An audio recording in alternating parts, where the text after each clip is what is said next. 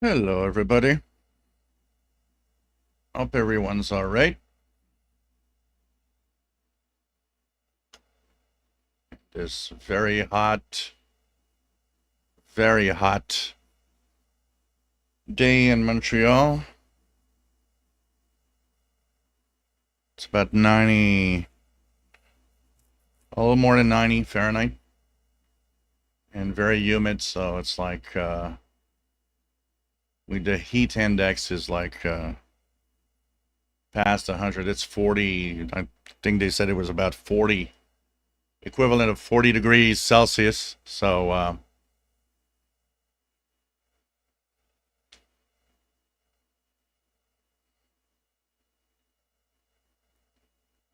go. Everything's all right. It might sound a little weird. You have the noise suppression on, and one of the reasons is because the air conditioning is making a lot of noise. So you'll have to either have a little weird sound when I talk or good sound, but background noise because of the air conditioning. So we'll see what will be best. If things seem to work bizarre.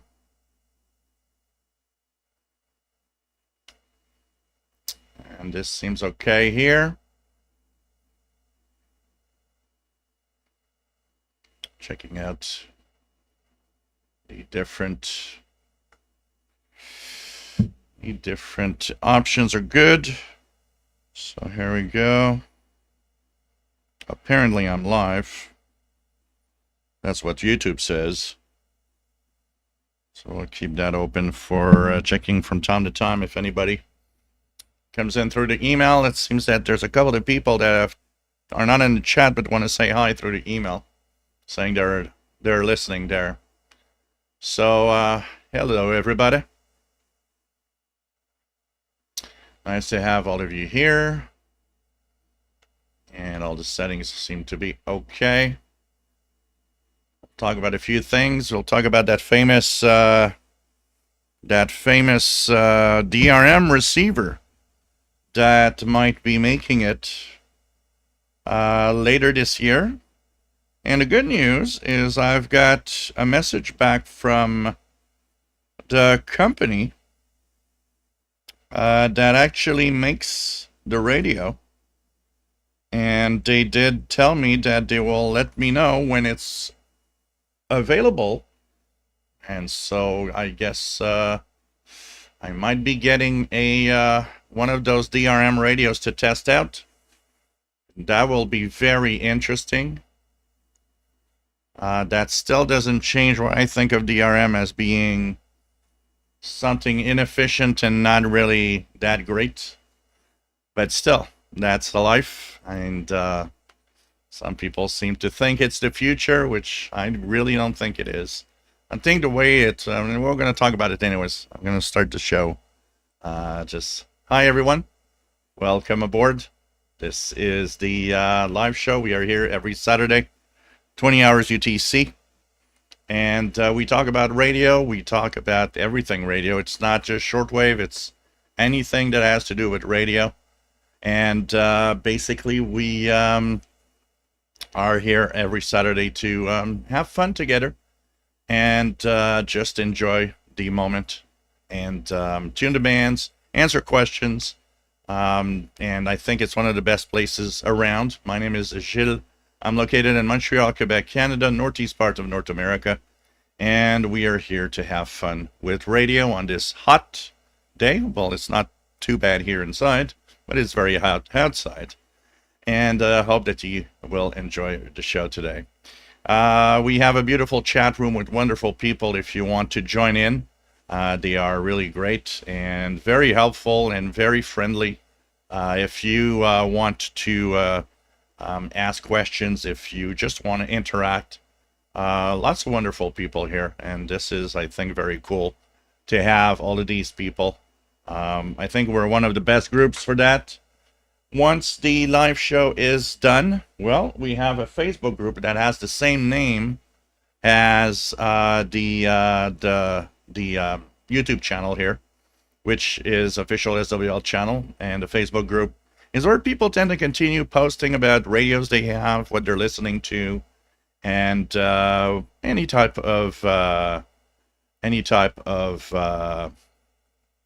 radio questions and comments they have. And it's also a lot of fun, and it's going to be pretty cool to have everybody interact, and it's fun because we're creating a community here that tends to gather together. And then we have the Zoom meetings. Now we're starting to learn even more about everybody, and see who they are. So it's pretty cool, and it's fun for that. Don't forget that you can help me out. Monetization is not great on YouTube lately, and your contributions are welcome and have been very, very helpful. Either through the super chat here. There's a little dollar bill in the super chat where you can actually give a little something, and also the pizza fund and Paul the cat treats that you can send through PayPal at the email that you have here. It is much appreciated. Any amount helps, and it is really, really something important for all of this to continue every week. So I hope that you can spare a little something. I'm trying to reach out also to all of those that never donate. I mean, there's a very high amount of people that do not. And, it's not always to the same people to contribute. Fun to have other people also. Maybe you've never contributed before, and you want to give a little something because you've been watching this for years and enjoying this every week for years. Well, think about it. Nothing is free, and, there's a cost related to this. And this is kind of my paycheck at the same time.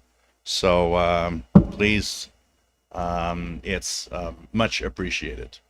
Okay, let's check out here what we have. So I've got right now, I've not tuned something. This is purely from yesterday. Actually, I just turned on the radio.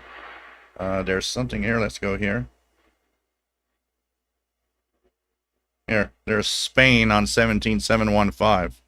That is actually coming in on the 16-meter band right now. We're going to talk a little bit about propagation, by the way, because there's a lot of ups and downs in propagation lately. So it is really, really something that a lot of people talk about, the good and the bad of propagation and propagation conditions. So this is, of course, a subject of, so we got a lot of little things to talk about for sure. So let's start with I Zero Beat Dat. Nice to have you on board. We have Andy New. Nice to have you here from Bristol, UK. I'm 7CUN. Mike B from Bayfield, Colorado. Hido Head. Nice to have you here. WA7378SWL. Richard Wagner. WA9301SWL from Soggy, Humid, 80 Fahrenheit, Northeast Illinois. Wondering if anyone has experience with the Xiegu GNR1 radio noise filter DSP audio canceller. I think you've asked that question also on the Facebook group.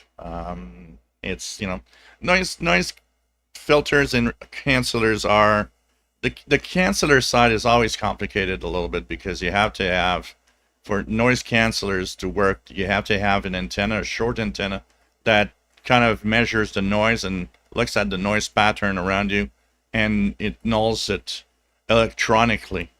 They are okay. They aren't miracle machines. For the DSP noise audio, like digital noise reduction, like on, I've got that on the Yaesu. Some of you've got that on little DSPs. They work well for certain types of broadcasts, but aren't also miracle. If you'll have a trade-off. There's always a trade-off. It's either you have, good audio, but noisy audio, or a funky kind of echoey audio depending on the noise reduction, but sometimes definitely, and in some circumstances, it's kind of cool to have and will help out.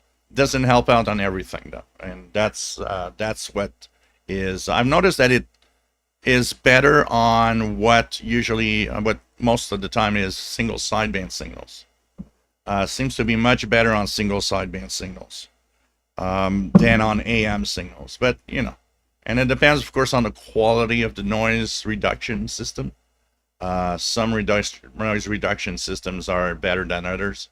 So, I have it on the clone. I don't know how I have it here, but the clone Malahite that I got has it, and it's at times pretty surprising how it works. Same for the Yaesu. The Yaesu FT DX10 has it. In some cases, it helps a lot.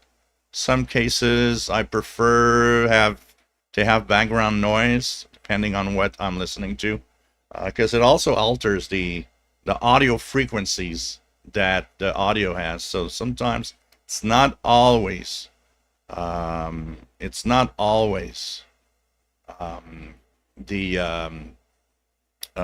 good idea, but sometimes it is, sometimes it isn't. Depends on what. And I don't know about that particular unit actually. I have to watch a little bit of the review, see what it does.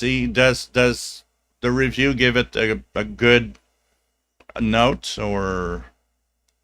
And that'd be interesting to see. Jay Watterson, nice to have you on board. Master Players Radio and Television, nice to have you here. Bobby, WA5107 SWL, Morgan City, Louisiana. Megan, nice to have you on board from Colorado. Craig Martinetti from Canada. Jean Arash, salut de Saint-Hyacinthe. Nice to have you on board. By the way, I'll have a little sip of my beer.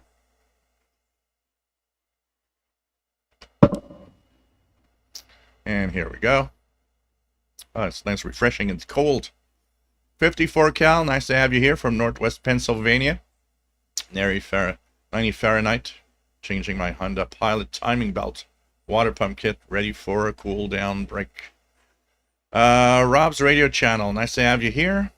From the UK, TVDXer, ça va bien, j'espère que tu vas bien aussi. Mike WX50, nice to have you here from Northwest Arkansas. Blogger Guy, nice to have you here from Virginia. Nice to have you on board. RJ Dakota, nice to have you here from Winsville, Missouri. London 19657, Northeast Pennsylvania, nice to have you here. Kevin, nice to have you on board. And what else do we have? Rob's Radio Channel says it was 26 Celsius near here in Ireland. I said it was Iceland. Ireland today. So that's not bad. Summer like Idaho Head, full summer in North Idaho, but no humidity like on the Northeast. Robert Levin, nice to have you here. Andy New, nice to have you here. 77 Fahrenheit, and it's 9:01 p.m. there. So another sleepless night incoming. So just have fun. Take it easy. Robert Varner, nice to have you here from New Jersey, KC2TEL. Don Royal, nice to have you here, WA7330 is WL from Sun City, Arizona, 104 Fahrenheit over there. That's way too hot. It's already way too hot for me here, so imagine there. Matt, MDK2, nice to have you on board. And so on a trip from sunny LA. Wow, cool. Enjoy your trip. Enjoy your fun. Have a good time. Robert Livden says, I have DRM on the RTL, but I can't find any stations to test it out on. What you could do is go on the EIBI space list of frequencies and search by just putting DRM or digital. I think they call it digital. Let me just check it out here. EIBI space. If I go on the frequency list, and I think it's by searching the word digital. Yep, digital, you'll have several, and in total, you'll have 85 broadcasts that are available with DRM. So you can check that out and see what's on in the different hours in DRM. Like right now, we're at 20 UT. Let's check out, is there anything that's audible right now? 20 to 22 TDF to Northern Europe. Let's see if it makes it here. 13740.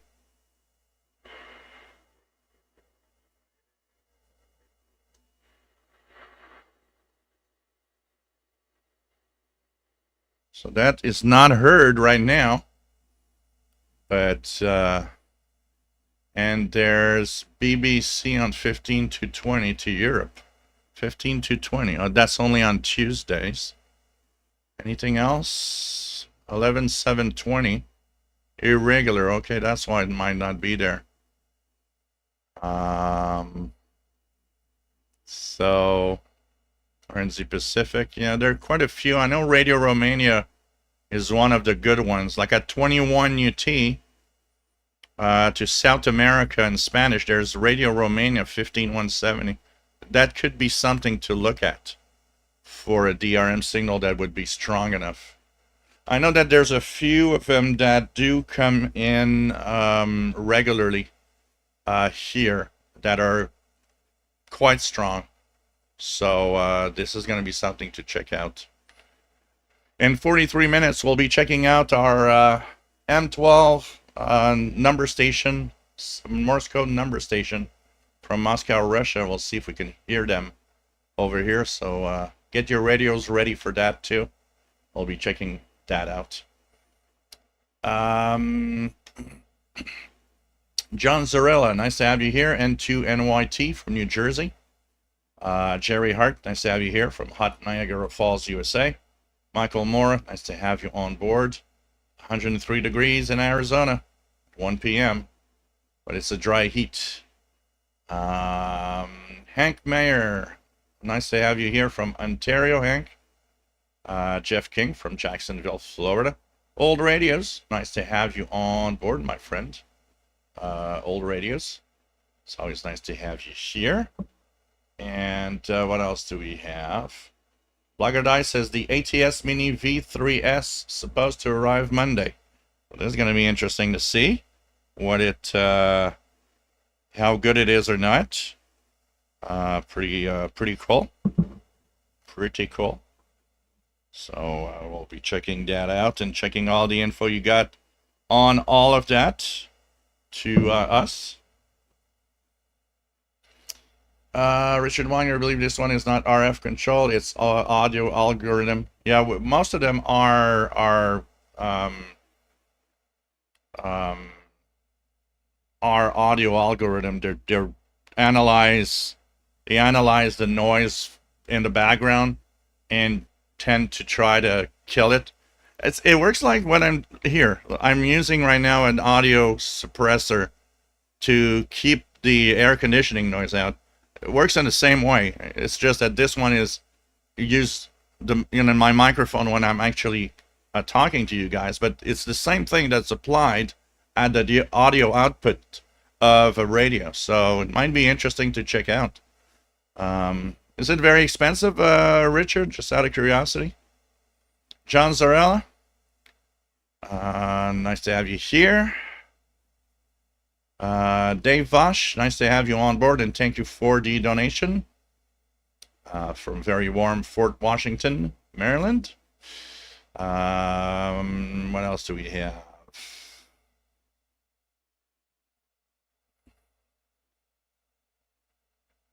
Rob's Radio Channel, Jill, does good weather have any effect on shortwave radio stations? There today, sun was strong and it goes down, shortwave radio stations get strong. The weather itself really doesn't affect much of the shortwave propagation. So in terms of it's raining, it's beautiful outside, there's really no difference.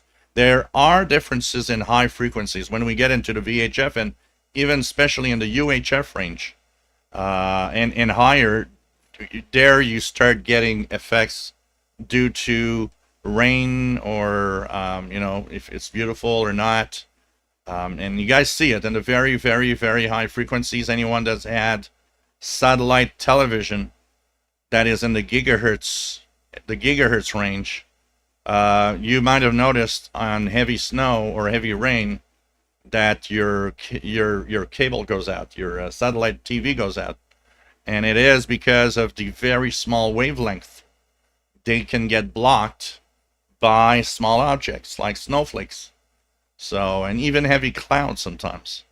But on the shortwave spectrum, it has literally no effect because the wavelengths are so big that it doesn't have any effect. The sun itself has a lot of effect on our propagation.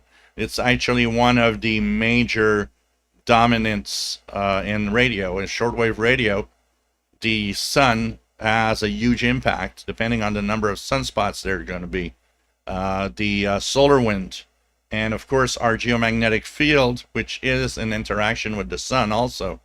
All of that together makes for our most of what our propagation looks like. For example, there's been a lot of crappy days in the last month. A lot of people noticed it. And it is due to the fact that the sun was actually sending out a lot of little coronal mass ejections, little clouds of particles that created unsettled conditions with our geomagnetic field that can destroy or distort the ionosphere that reflects the signals. Another thing about summer that people don't realize, for example, if I have to do my urban D expeditions, and I plan to do one soon, it is usually better to do it more towards August or September here in the Northern Hemisphere, for example, or before summer really sets in, the longer days. And the reason is, especially if it's in the daytime, because daytime absorption in the summer, when the sun is at the highest point, is also the highest. So the ionosphere tends to absorb a lot more of the radio signals than it will bounce off. This is why in June and July, if you try to listen to shortwave and at noon, 1 p.m., you might notice propagation is there's not a lot of stations and propagation doesn't seem great. Signals from far away are weak. And that has to do with a lot of the absorption from the ionosphere. But as the summer moves on, the sun will start going down and the angle of radiation on the ionosphere will go down. The absorption will also diminish. So that absorption, as it's diminishing, will let more signals go through. That's why, personally, if I have to listen to shortwave, I find that it's much better as we go into August, September, and October than it is in the like really the height of summer. The height of summer could be good in certain conditions and late evening, middle of the night, but it definitely is very different. And that's also why in winter, you might notice that midday in winter is often not that bad because the sun's angle is so low that there's pretty much no absorption and the propagation of the ionosphere is better. So that's why I would say that if I have a, even though you can hear DX all around the year, I will prefer probably when we get to August until say early May. For me, that's kind of that time period where shortwave is at its best. And of course, all depends on the time of day, because there's another phenomena in the wintertime. If you're in December, the long nights mean that the maximum usable frequency can get quite low, and that also means that the maximum usable frequency being low is also going to make the nighttime listening sometimes a little crappy on higher frequencies. So it's a very complex interaction, all of this. Plus, like right now we're in the solar cycle, the height of the solar cycle, we have this week what's called a coronal hole on the sun. What's a coronal hole? It's an area of the sun where the atmosphere isn't as dense. And what it does, it lets solar wind blow away from the sun at a faster speed. So they're expecting that this week, for example, we might have from unsettled conditions up to minor storm. Because of that faster solar wind, it's going to, interact more with the geomagnetic field of Earth. And same thing with geomagnetic storms. Geomagnetic storms, if there's a coronal, say there's a solar flare, immediately as a flare happens, the daylight part of the Earth is immediately affected 8 minutes later, because the particles go at speed of light. 8 minutes later, you will have attenuation of all the signals when there's a solar flare, because the particles that arrive destroy the ionosphere, basically. So it loses its capacity of bouncing off signal. And what happens is this is very short-lived. A solar flare will do that. It's going to last a few minutes to maybe an hour, but the ionosphere is going to rebuild itself, and it's going to come back normal after about an hour. Then there's the second effect. If the solar flare sent a cloud of particle towards the Earth, a day, 2 days, 3 days later, depending on the speed of that cloud, then that's going to hit our geomagnetic field. And depending on how strong it is, and depending also on the positioning of our geomagnetic field and the polarity of the cloud of particle arriving, it has more or less effects, and it can create up to a geomagnetic storm, a big, extreme geomagnetic storm. Now, that what it does, it also interferes and destroys part of ionosphere. But it has all sorts of weird effects.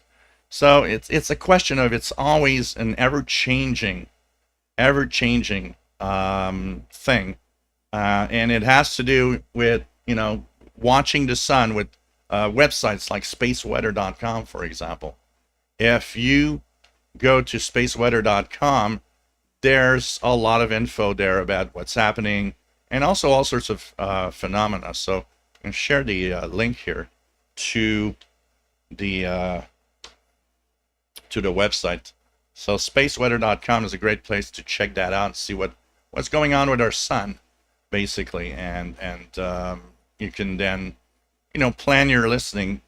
But do not do what I often see people saying, oh, the sun had a solar flare, so I'm not going to listen to the radio today, it's not going to be good. It's a big mistake. It's a big mistake, and it's a not understanding propagation at all. It's not the way it works. So, Rotten Animal, nice to have you here from Toronto. Dave Vosh, I thought you had previously left. DRM felt DRM was a waste of spectrum. It is.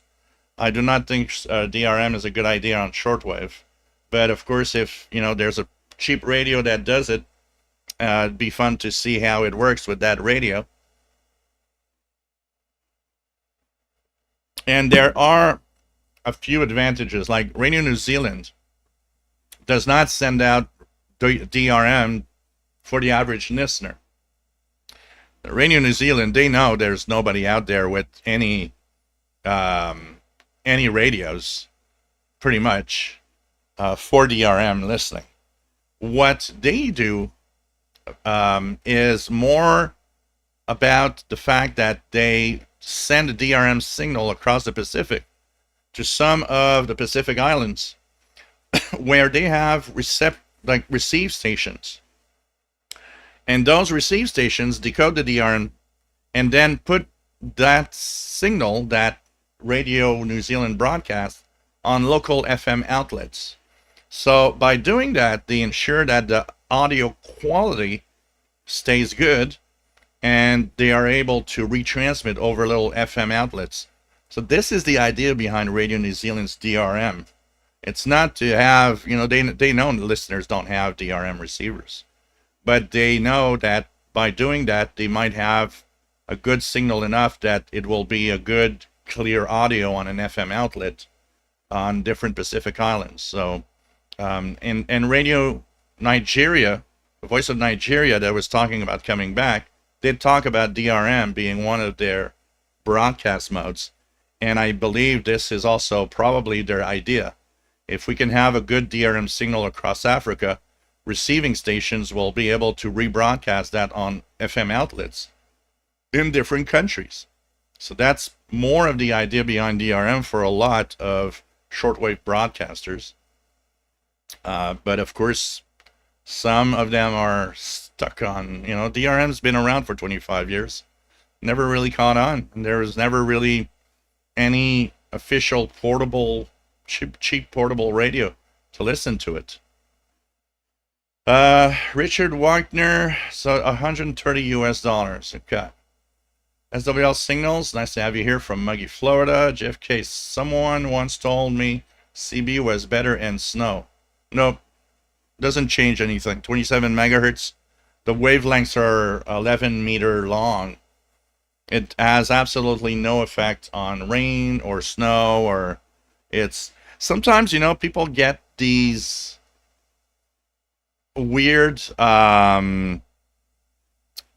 these ideas because of a series of events. For example, propagation might be, there might be an opening in E-skip or skip that is better one day, and by accident it was a snowy day, so people tend to make, oh, it's snowing and now radio seems better, so it must be the snow.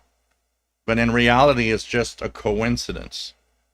There is no effect in the weather. There is also there could be some slight effect in the very low frequencies, like at the bottom of the long wave band or even lower. There could be a little bit of effect with rain and stuff, humidity. But overall, at the frequencies we're talking about, shortwave, weather has no effect.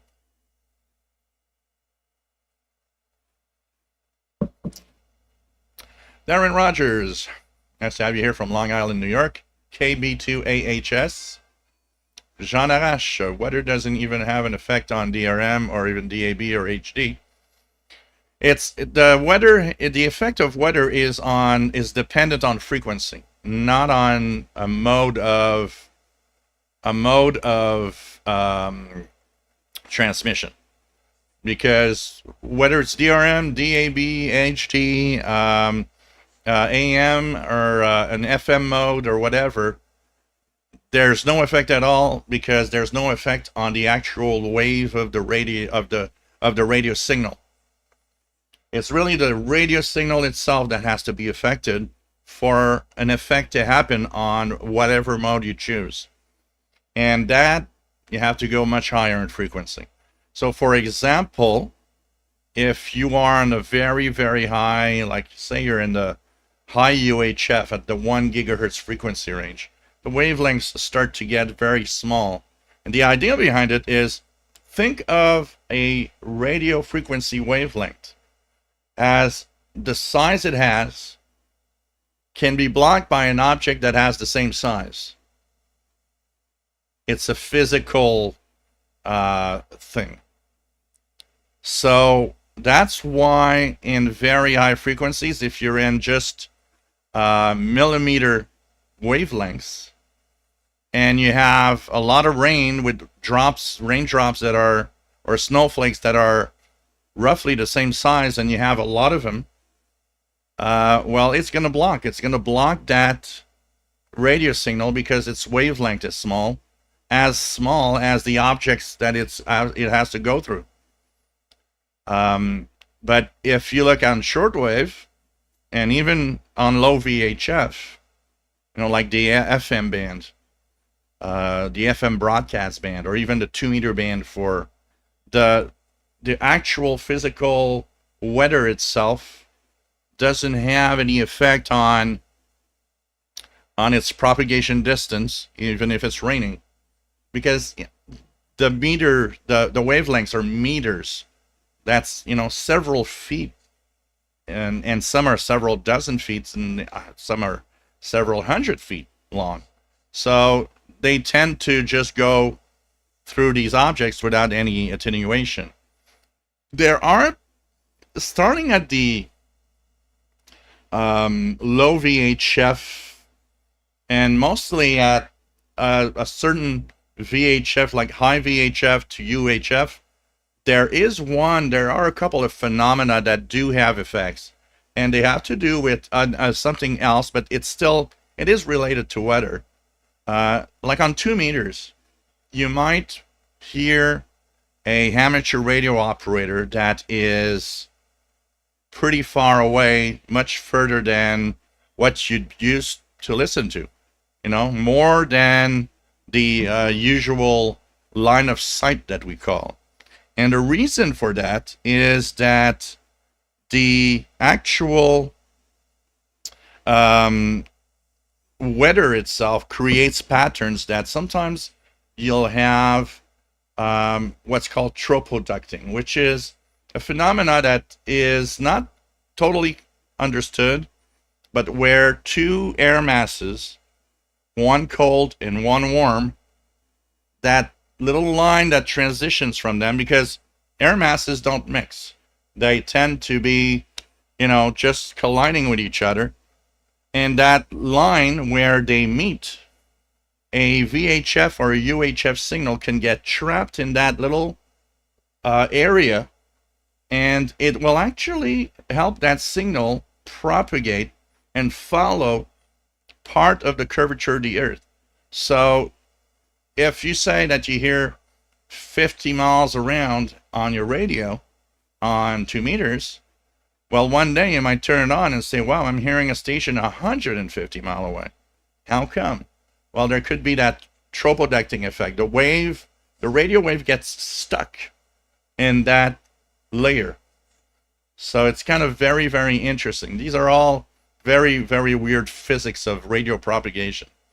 But that, of course, is something that will affect, and it's weather related. So people that want to try these types of propagation will look at weather patterns.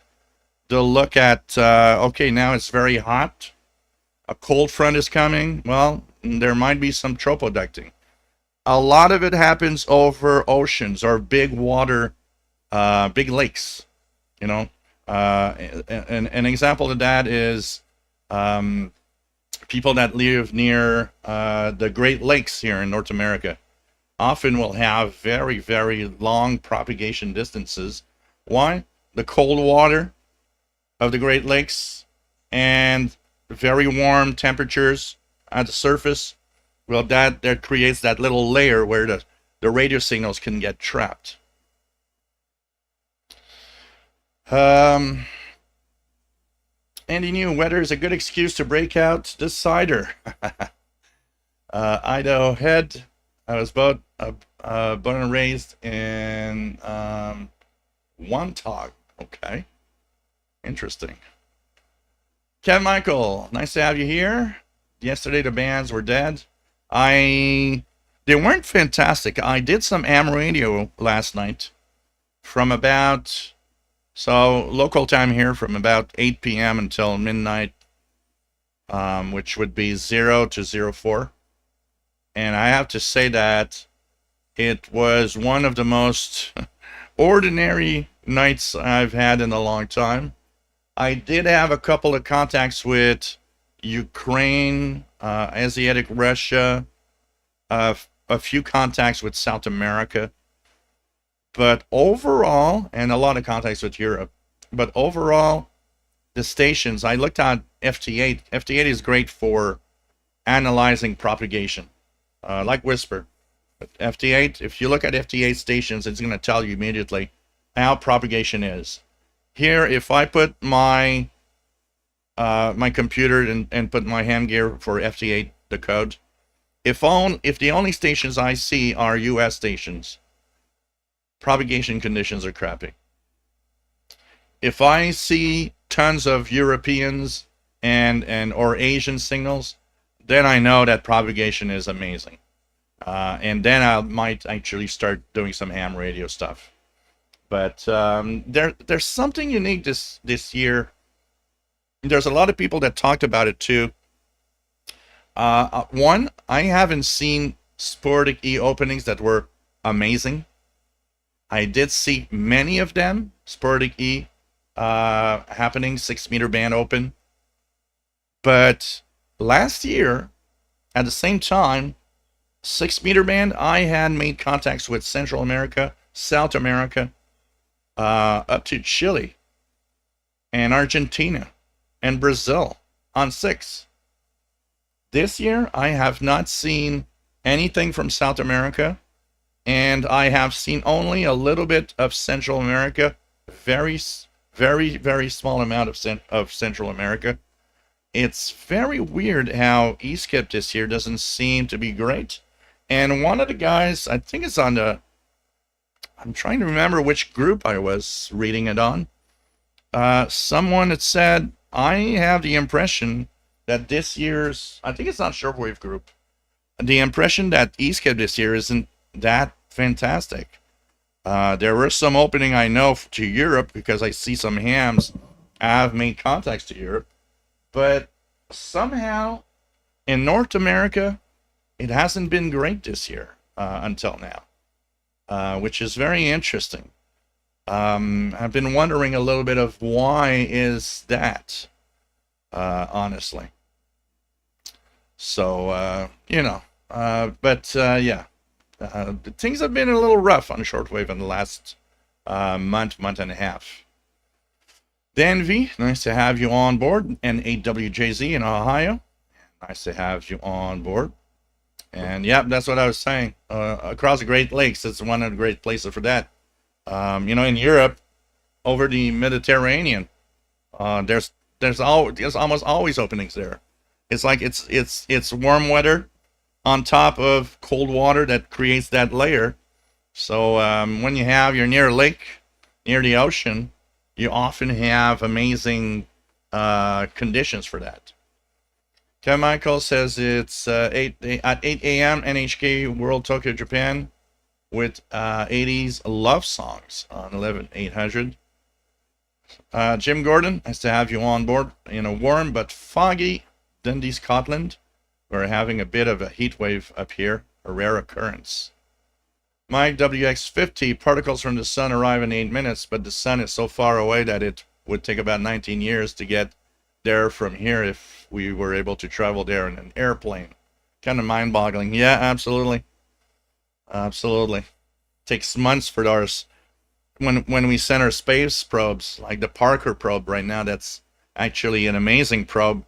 I was watching pictures of the Parker Sun probe, which is actually touching the sun's atmosphere. It's just amazing.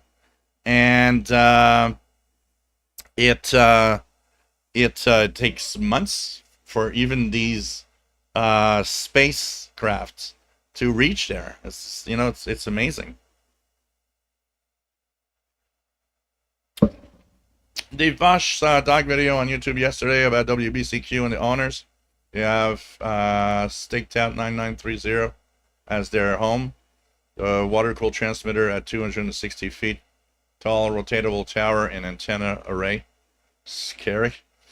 Talking of local of stations, a lot of you have been mentioning that you still hear Brother Stare on Shortwave,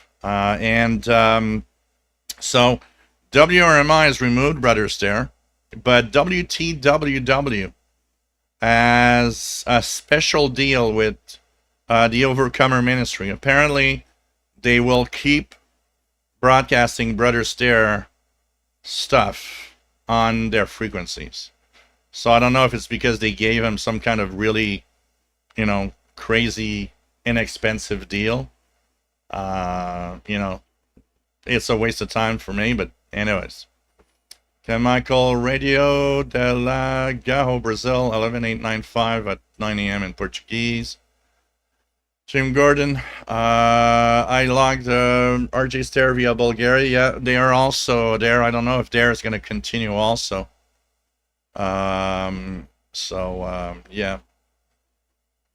So I don't know about Bulgaria, but I know that WTWW did kind of have something new that they're going to continue on. So are they doing the same deal via Bulgaria? I don't know. JeffKastronomy.com. When Nerd goes south, his Earth's magnetic field flips. Yep. Yep. It's man, the geomagnetic North Pole, the magnetic North Pole is moving fast lately. It's like it was in Canada 10, 20 years ago. Now it's in kind of in Russia already. It's just crazy.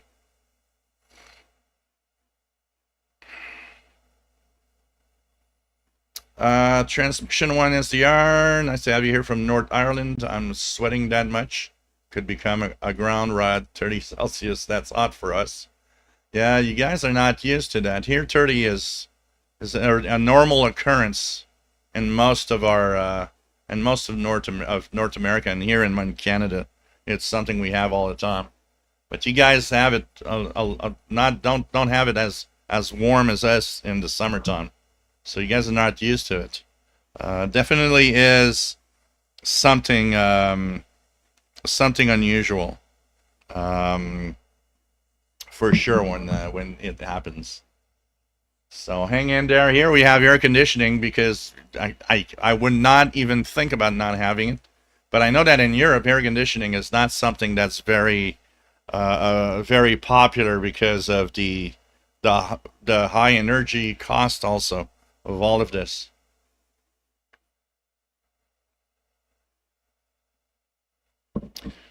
Dave Bosch, WBCQ isn't for me, but I did see on their sked they have lots of airtime available. Yep. So WBCQ, I need to look at their schedules. There's sometimes things that I like they have this old time radio show thing, and where they have these like old time radio plays that were in the 50s and stuff like that. And I kind of enjoy, especially what I like is I'll go on the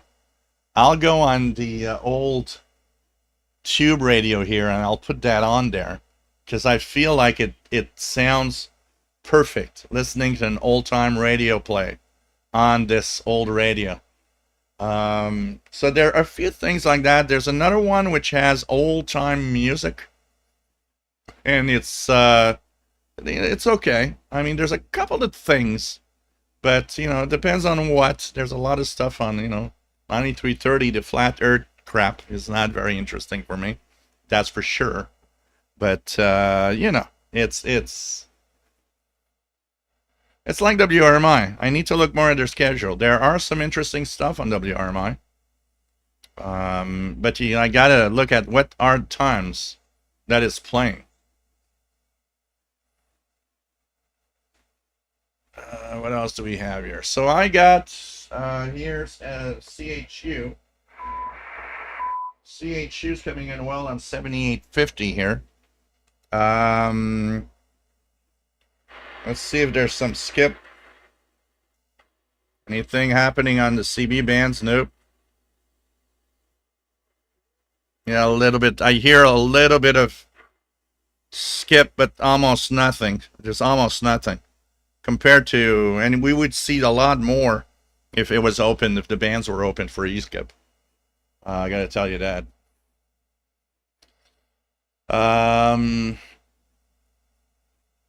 Let's go a little higher, try to get to where I was.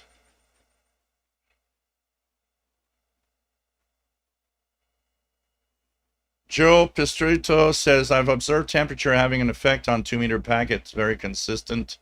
Yeah, well, it could be due to, like what we were saying, the tropoducting effect, hot and cold air masses that might change the distance of propagation and so on.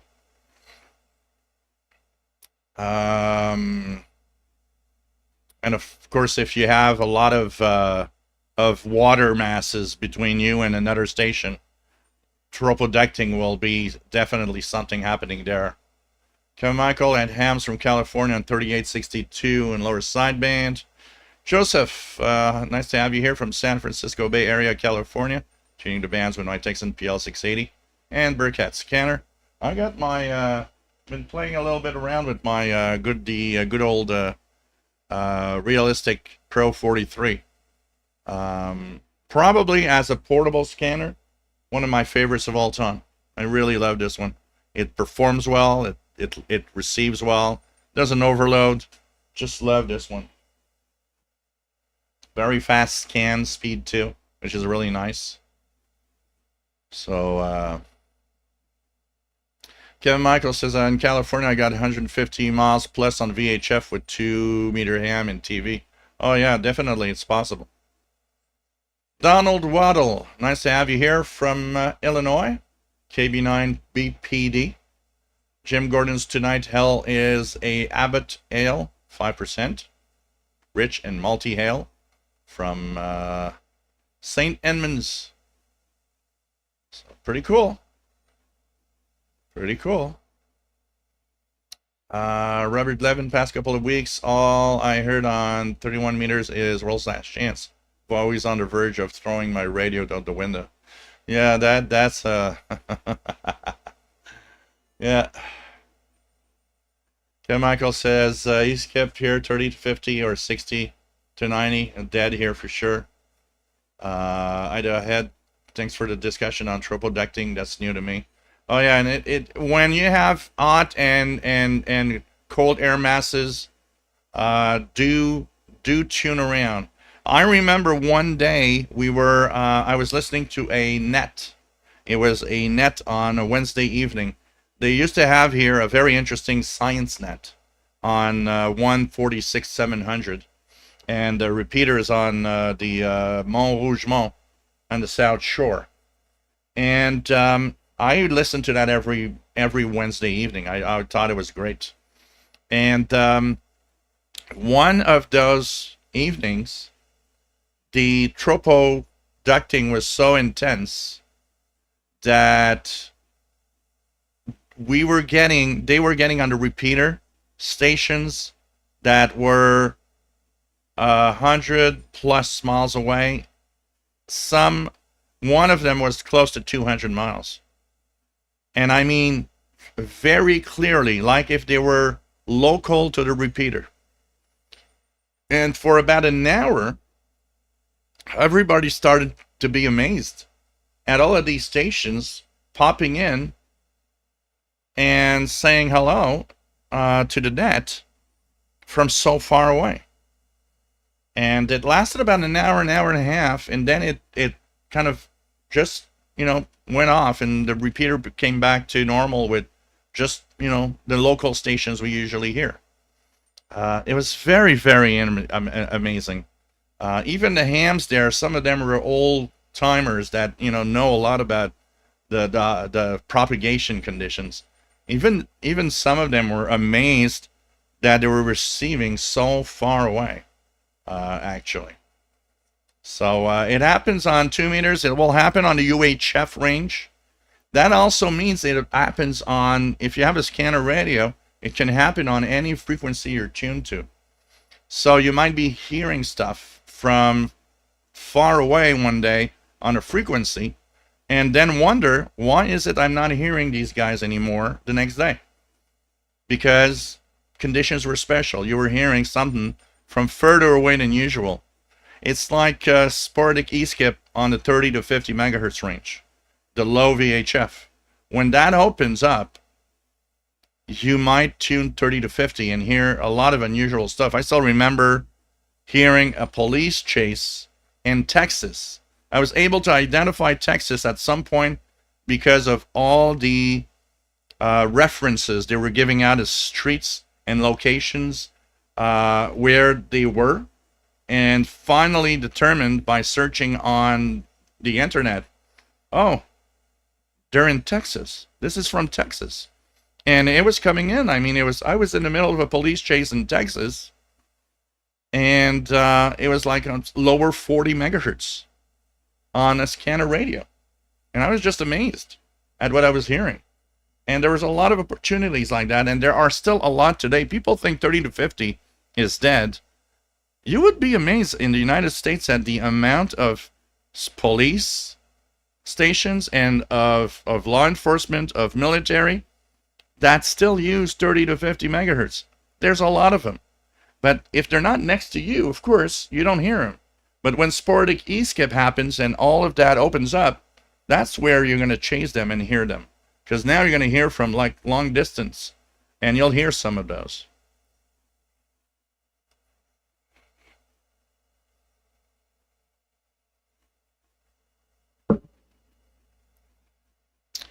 Sheila, nice to have you on board from humid Belleville, Ontario. Same here in Montreal. We're very, very hot today. Temperature is, we just check it out here. Would be the best place to check it out. This is what we have right now. So it's 33 Celsius, feels like 39. That's what we have right now here in Montreal. So make your calculations for the Fahrenheit.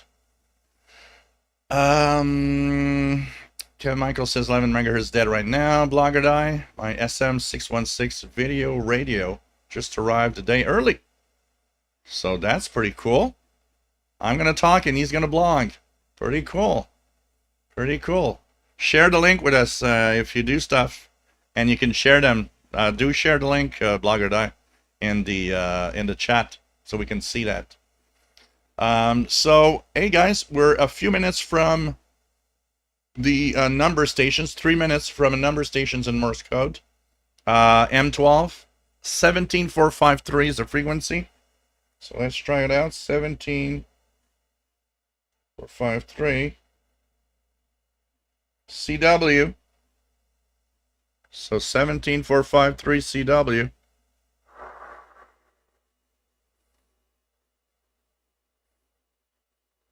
A lot of noise here. So 17453 CW or 17452 upper sideband if you don't have CW mode on your radio. This comes from St. Petersburg, Russia. It will be Morse code. So it'll be interesting to see what we can hear. Rob's Radio Channel, thank you for the donation. Don't forget, guys, that you can donate. It's much appreciated. There's also the Pizza Fund and Cat Treats through PayPal. It's much appreciated. It helps tremendously, guys. Please think about a little something. And I'm once again asking, if you've never donated, how about thinking about it? It's not always to the same people to donate. Some people have been very generous. But, you know, it'd be fun to see somebody new. And don't forget, any amount helps. And don't forget that in the first week of August, everybody that have donated will be in a drawing for a Canadian International DX Club. Actually, 2 Canadian International DX Club giveaways for 1 year. So how about thinking about it? And thanks for the donations. What else do we have? What else do we have? Let's go down here, see if I can just make sure I haven't missed anybody. Yes, so there we go. Yeah, Michael, they need to ban cults on the radio. That means all bands. Yeah, you know, here in Canada, we used to have a rule that there was no religious broadcast allowed on the broadcast bands, radio broadcast bands. So let's see, will we hear St. Petersburg, Russia?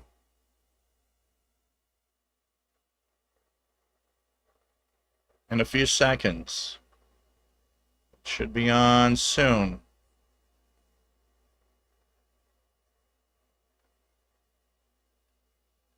So right now I don't seem to hear anything. I'm going to check with the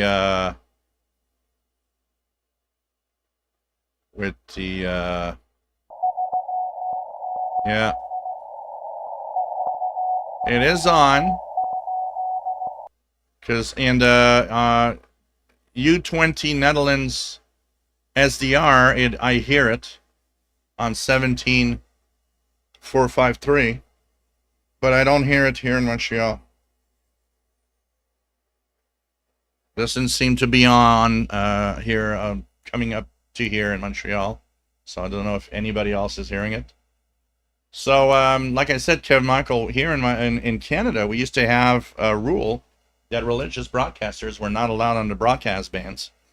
And one station that wanted to have a religious station in Montreal back in the day used a very sneaky trick to have it working.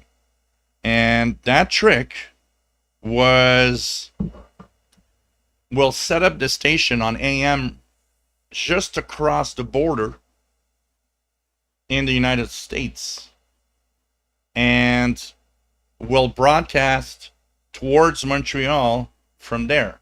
So they set up a station on 760 kilohertz, which is still on today, just across the border. And we're broadcasting English and French language religious broadcasts towards Montreal, and we would hear them really well. And of course, there was nothing you could do because they actually were licensed in the United States. So that was the first religious station really that could be heard like 24 hours a day in Montreal. But now the rules probably changed, because now I've noticed that the station is actually gone, but on 1650 we had an expanded band AM station that was religious pretty much all day. So rules might have changed now because of that. So thanks. So thanks, Rob's Radio Channel, for the super chat. Much appreciated. Much appreciated. Trevor, yeah, I know there's Cruising the Decades, Trevor, but it's something else. There's something else also. So yeah, Brother Stairs on 9930. It's WTWW that you hear there.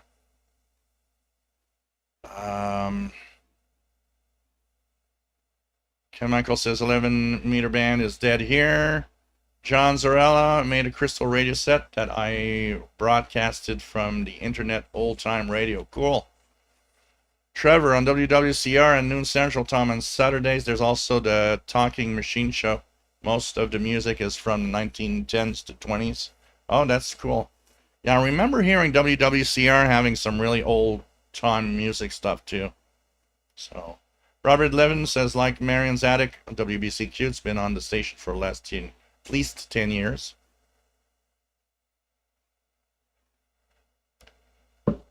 John Zorella, 900 CHML. I used to listen to, had old time radio. I missed that station. Did you ever listen to it? It rings a bell. I might have over time. Joseph says, that's a badass scanner, Joe. Scanning is underrated. There's so often interesting stuff going on locally here, though I am biased where I live as trains, airplanes, and boats. Well, that's the thing, Joseph. It's the same with me here.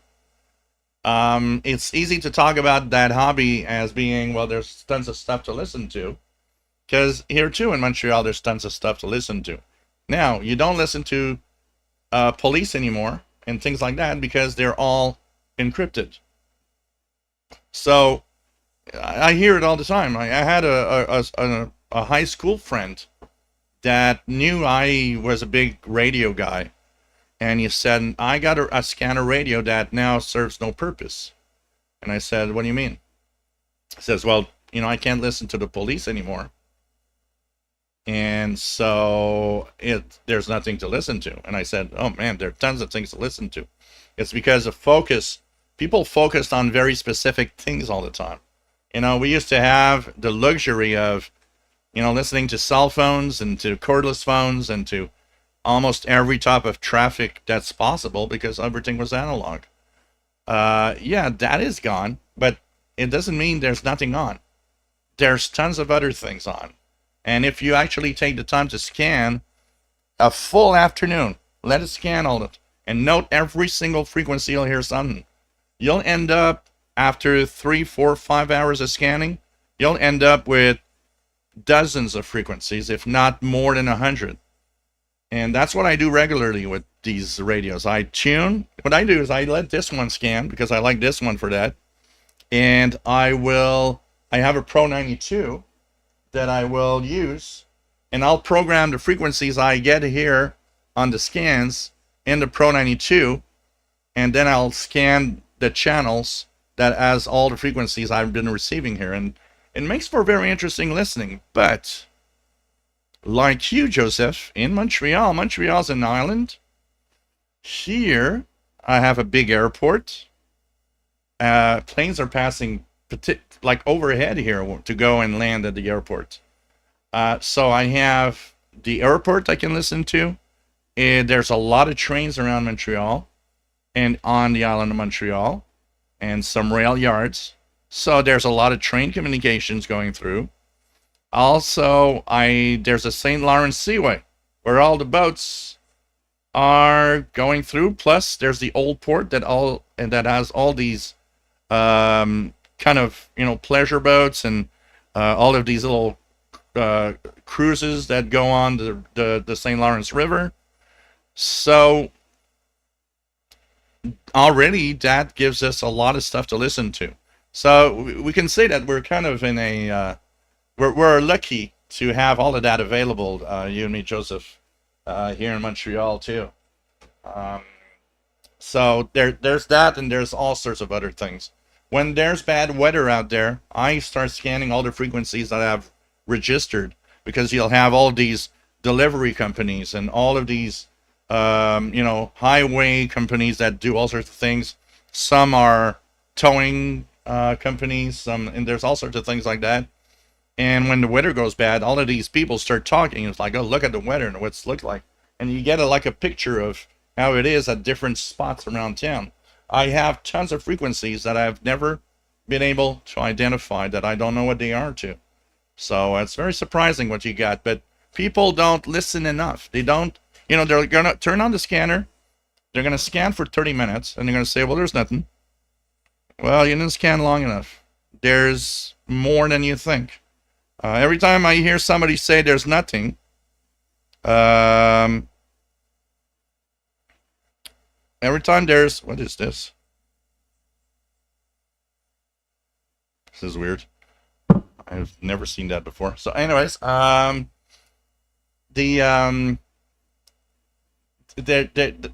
think that people just don't, you know, take the time to really listen. And there's other things also. Some people have like crappy scanners, and they just don't know it. A great example, once again, my friend that listens to the police, he saw a post on Facebook where I was mentioning that I was listening to the International Space Station repeater. And I mean, I was listening to it with my Yaesu FT65, but I get it on this easily when it's overhead. So he writes me a private message, says, you're mentioning listening to the International Space Station. I said, here's the frequency, and here's the time frame that you're going to have to listen to. Go outside in your backyard and, you know, move around your scanner radio, and you should hear something. And he didn't hear anything. Yet I heard it very, very loud and clear. And he lives like 5 or 6 streets from here. So he said, I didn't hear anything. And I told him, I said, you know, you might have a scanner radio that is overloaded by all the stuff in Montreal, and it's desensitized. Because I told him, you know, and he doesn't believe me, because I told him, let's meet up and do it. You know, I'll show you. But we never met up. And I have the impression he doesn't believe me. And it's like, yeah, we should meet up. You'll see. And I suspect that maybe the scanner, because I mean, I purchased a lot of scanner radios in a Radio Shack back in the day. A lot of them were crap. Not all scanner radios at Radio Shack were good. I remember the famous Pro 26, which was the one that went to 1.3 gigahertz. That was the crappiest scanner I've ever seen. It was so bad. I was so happy to get rid of it when I sold it, because it was just so bad. I actually sold it to buy this. So, you know.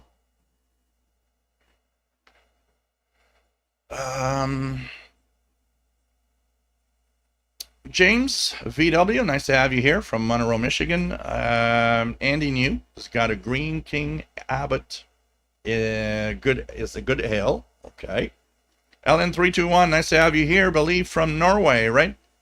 Nice to have you on board. John Zarella, Cousin Brucey. Oh yeah, on ABC 770. That's pretty cool. That's pretty cool. That's another thing that could be on this old receiver.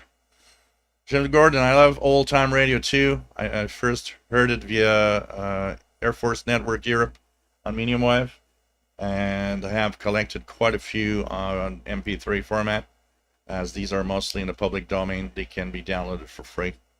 Andrew Galloway, nice to have you here. David Ward, expecting rain here in Temple, Texas. 89, feels like 98. 80% humidity, youch.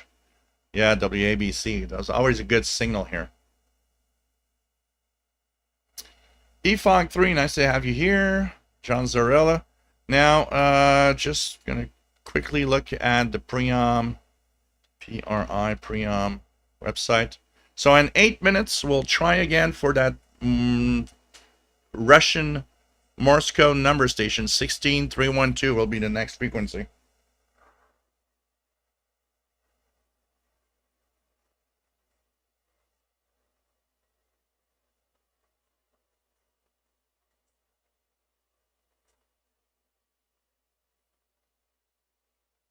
(16312) is the next frequency to tune for CW, Morse code, spy number station from St. Petersburg, Russia. It's in 8 minutes time, or at 2120 UTC. We'll try that.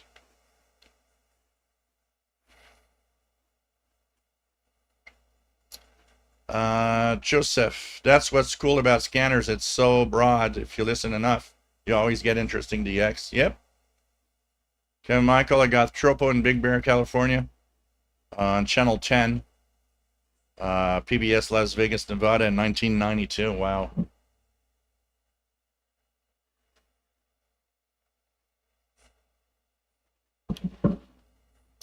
SWL signals, VHF practically dead here where I live in Florida. Been scanning marine and 2 meter bands since the show started. Only hearing Morse code IDs from some repeaters.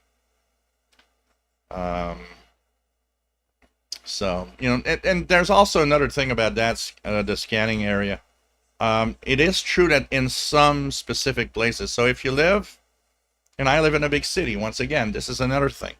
If you live outside of a big city, you live in a small town, or you live in a rural area far from pretty much anything big, that also doesn't play very well with scanner radios, because you're in areas where there might be very little activity on those frequencies. So in some cases, in some of you might be really in places where there's nothing, literally. I mean, when I used to go, and we're talking about when I was in my scanner crazier years in the early 90s, I used to go quite a lot still to my father's shack up in La Concepcion, up north. And I mean, it's surrounded by mountains. It's a very isolated place. I remember bringing my scanner radios and literally hearing, in the early 90s, just a little handful of transmissions. One repeater for 2 meters on the Mont Tremblant. There was the one NOAA weather or Environment Canada weather stations on Mont Tremblant. And I heard maybe 2 or 3 transmissions that I didn't know what they were. But if I let my scanner scan a whole afternoon, it'll literally nothing. It was absolutely getting nothing. So imagine if in the early 90s that's what it was like. Imagine in 2025 there's probably literally nothing. But then again, it might be surprising. You never know. One thing I know now is that our provincial police, which was still analog most of the time until last year, is now, it seems now to be completely analog. Encrypted digital. Because I know they were coming with a new system. Our provincial police, what happened to it is that here in Quebec, they had a digital system, but it was so unreliable that 90% of the time, I mean, in the south of the province, it's not bad because it's very flat. But for those that don't know the terrain here, as you go north of Montreal, there's a lot of mountains. A lot of mountains. I mean, you take a drive half an hour from Montreal up to for the north, you're entering the Laurentians where it is mountain after mountain after mountain. I mean, the road does this because back in the day they would have to, make the roads go around the mountains, and it's you're just surrounded by mountains everywhere. So all the police, provincial police that were operating there, they said that digital is crappy. We can't hear each other. Yet on analog, we do. So for many years, we could still hear them analog most of the time. But I was listening recently to some of the frequencies I'm used to. All of them seem to be gone now. So I think they've moved on to a brand new system that probably works fine now, since they're really, nothing around.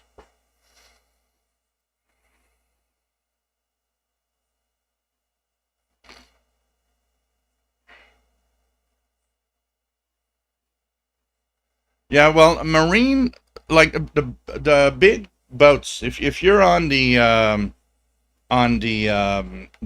big, those big merchandise boats and whatever, the those oil tankers and stuff like that, all the comms today are done with satellite communications. They are literally doing everything satellite.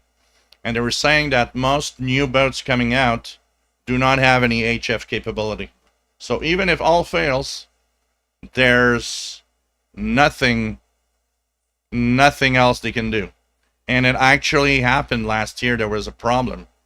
Last year, during a 6 or 7 hour period, the ARPCOM type satellites that they use had a problem. The boats couldn't communicate anymore for 6 hours. At all. Not just that, they couldn't get positioning anymore. So for 6 hours, oil tankers were in the middle of the ocean, not knowing where they were anymore, and not knowing where they are relative to other boats. And some of the captains on these boats said that they kind of freaked out. They said, that we need a backup, because that wasn't fun.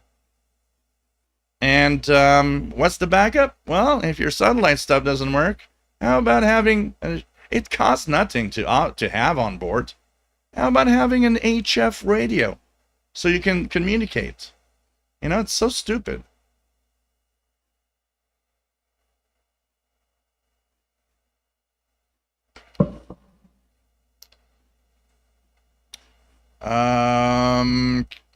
Kevin Michael says, it's cold and rainy in my area of the world. John Zarella, monitoring 7250, lower sideband. My call is N2NYT. You know what, John, what we're going to do?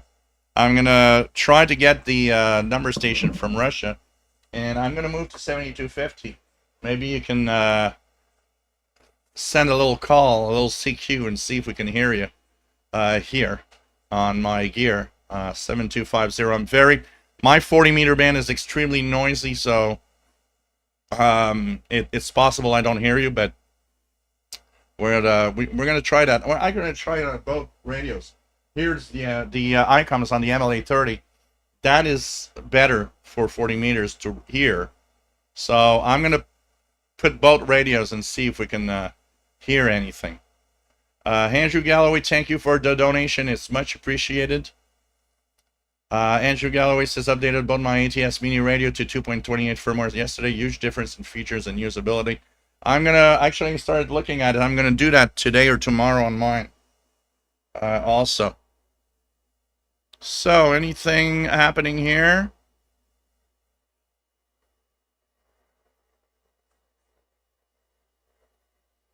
Nope, not hearing. So I'm going to go to lower sideband, go to 7250.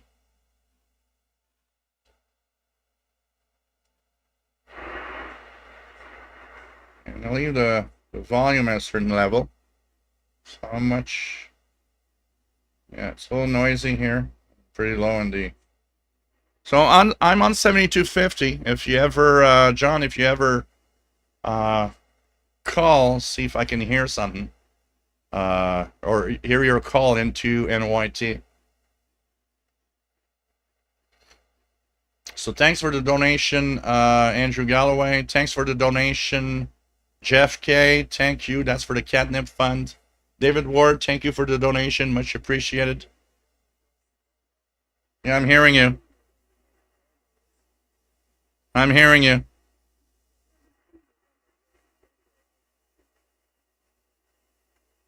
It's in the noise, but it's there. Let me try something here. I don't know if it's gonna interfere with what I do. So guys, I will see if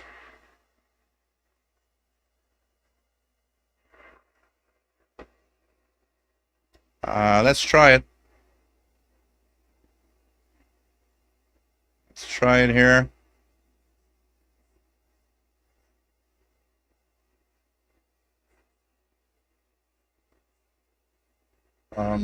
November 2, November Yankee Tango. This is Victor Echo 2, Zulu India.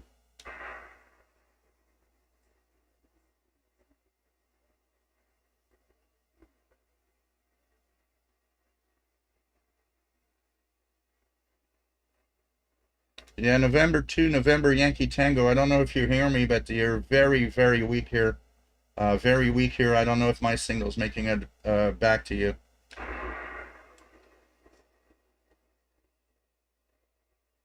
It's maybe not making it. It seems to be worse. It seems to be worse than it was. So I guess my signal might not be making it. But I did hear your signal, John. That at least is good news.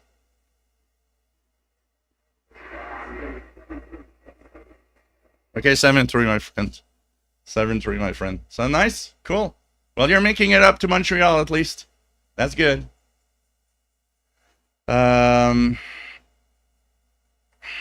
Okay. Cathy, nice to have you on board from Northern California, approximately 100 miles from San Francisco. I was pleasantly surprised to hear San Francisco port operations on 156 megahertz-ish. Yeah, it's possible. If you have a good, if you got a good position and a clear, nice clear position, you can hear from far away. Sometimes on 150 megahertz, when I scan like from 150 to 155, I hear several stations that I don't know who they are, but with their accent, their English accent, I kind of understand that they must be from like the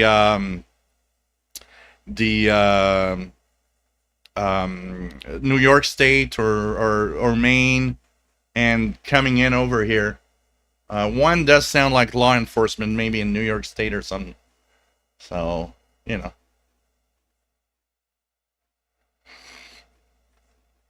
.54 cal, 17454 lower sideband coming in clearer. Kev Michael, 17675, Radio New Zealand, yep.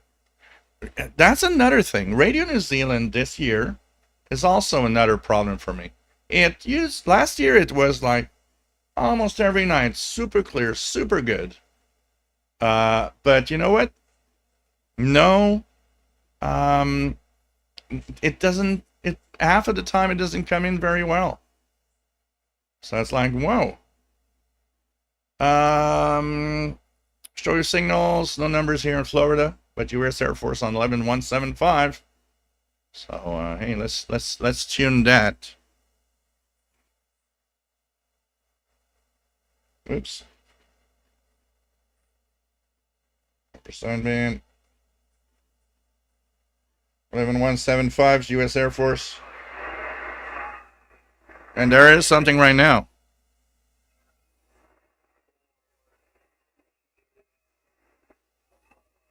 There is something right now. They're sending out some letters. Jean Arrache, religion ban and broadcast ban. I've been, I remember Quebec City stations hearing CFMB. Yeah, but it was only for a short period of time. It was not an official religious broadcaster, Jean Arrache. We're talking about stations that are broadcasting religion 24 hours a day. That was permitted because it was just a short religious thing on a broadcaster. It was part of a program, basically.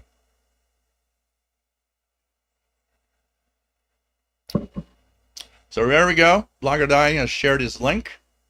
So let me checking that out. 2292. Look at that. Multimedia player. 7-inch color screen. With FM, AM, and shortwave.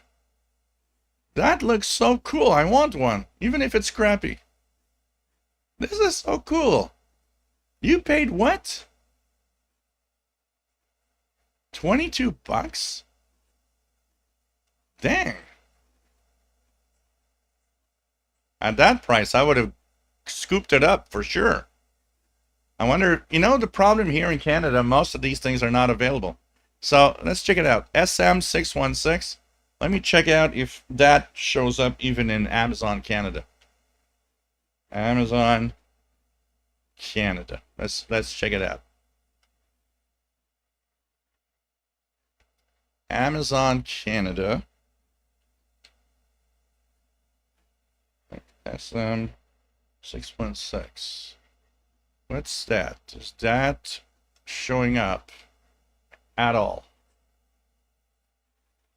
You see here in Canada, nothing like that shows up with the criteria of radio and nope. So you guys got some cool stuff for really cheap. Here, nothing shows up. If I go to Amazon.com, let's see. Radio, SM6.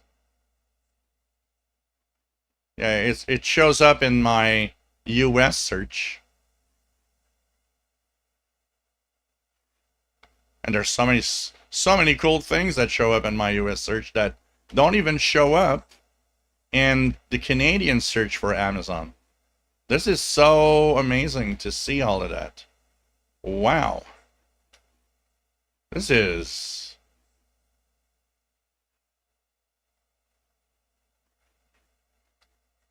It's interesting. And if I click on it, it actually tells me that this is unavailable in Canada. So I would not even be able to buy it from Amazon and the US. Jim Gordon, do any of you remember the Lincolnshire Poacher, a number station supposedly located in Cyprus? It usually heard them around 19-meter band. Yeah, that was a popular number station back in the day. There's a lot of creepy ones back in the day. The Lincolnshire Poacher. There was the Swedish Rhapsody one that sounded just so weird. It's like it was scarier than anything else. Because the one with Jim was like the da da da da da da da da da da da da da da. That was crazy. There's some really cool stuff back then. Jim Gordon, I remember some years ago, the authorities in the USA busted a religious station that was quoting chapter and verse as part of a numbers racket. Oh, God. Well, okay. Okay, John. Was pretty cool. John Zarell and NAWJZ. You heard the calling. Jim Gordon House Paul coping in the hot weather. You know the funniest part about, I guess it's a cat thing. Now, right now he's inside in the air conditioning, but he seems to enjoy going outside in the really hot weather and just lying around as stretched as he can be.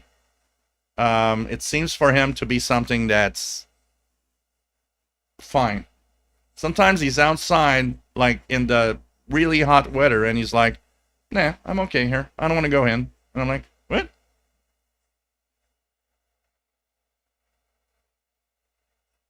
You know, Jeff Gay, I used to live right at the corner of the street of the McDonald's in the 90s.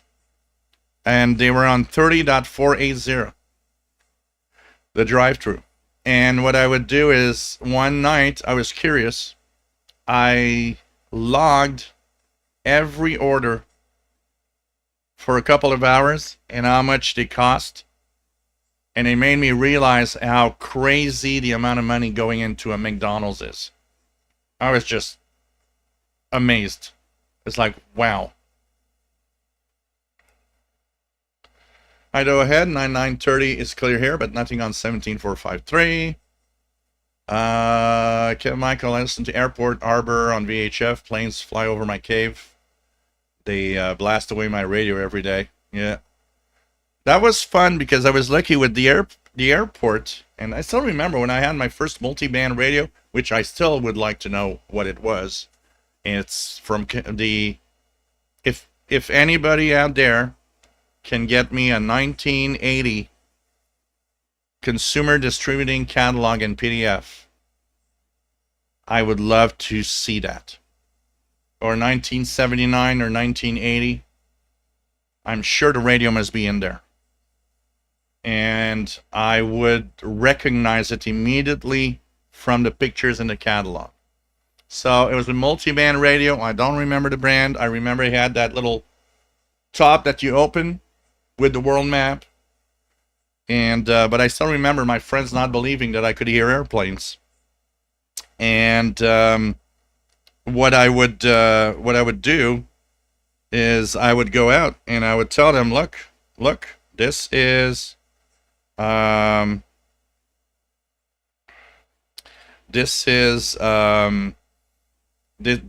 the airport. These are airplanes. And they were like, they listened, and then they heard, this is Air Canada 346, and they were like, wow, you are really hearing airplanes. I said, I told you guys I'm hearing airplanes. Andrew Galloway just sent us a little picture of his two smallest radios. Let's put it on a tablet. It's going to be more beautiful on the tablet here. Let's check it out. Oops. On the tablet, it's going to be better. A bigger picture. And both radios that I pretty much own. If I can get access, here we go. So here, email. And here. And look at that, guys. This is... I got both of them. I got the Reticus, and I've got the, maybe, I don't know if it's the same version, but I got the little ATS, the little 4732 mini. So this is a picture he sent. Cool little picture. I do have that Reticus also. I'd have to bring it out. It must be pretty close to me.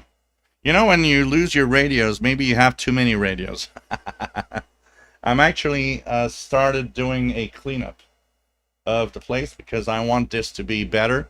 And I also want this to make it easier for stuff. I opened up a new channel on YouTube that I hope to make videos soon on it. And I mean, you guys don't have to subscribe to it. It has absolutely no content, but it's called Commodore. I don't even remember how I called it. A Commodore Amiga Retro, right? Is that, what is the darn name to it? Commodore 64 Amiga Retro. Is that the one? Oh god, what was the name of it? I'm gonna come back to you guys with the name of it. So I'm making a new I want to make videos of retro computing, and let me just get it here. I'm gonna share with you guys. If you guys want to are interested in old stuff like Commodore 64, Commodore 128, Amiga 500, I'm gonna post stuff on that. So let me just go here, change this to whatever. Where the hell did I do it? Oh, it's not here. This is not the place I did it. Okay. Wait. So I'm sorry guys. This is the channel. Let me go here, change, and where the hell is it? Oh, here we go. Amiga Commodore Retro is the name.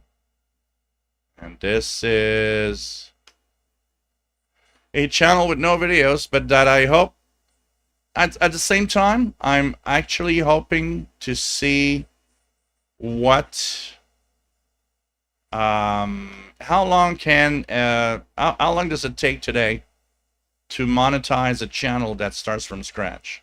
So if you guys are into old computers, this is the link, and there will be videos coming soon, and that's why I'm making I'm cleaning up the stuff here, because I want to have easy access to my Commodore computer, Amiga computer, even my Atari, even the old Atari 2600 console.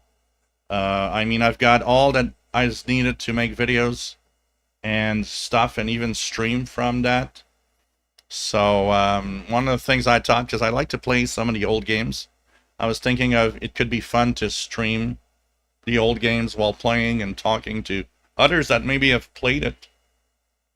And of course, I know that a lot of people are going to say, well, you should go on Twitch. Hang in there, okay? I'm getting at it, but there's a lot of stuff going on, so I'm going to try to make it better. But anyways, that's life. Phone bands, TV audio, yeah. I got a couple of radios here that, you know, you have the old style audio from the TV channels on them, and there's like nothing on it.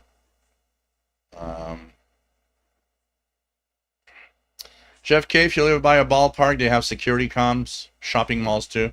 Yeah, and that's something also, you know what? A lot of people don't understand that also. Is there's a lot of stuff that is heard when you're near specific locations, and one of them is when I go to there's a park called Parc Belle-Rive on the east side of Montreal.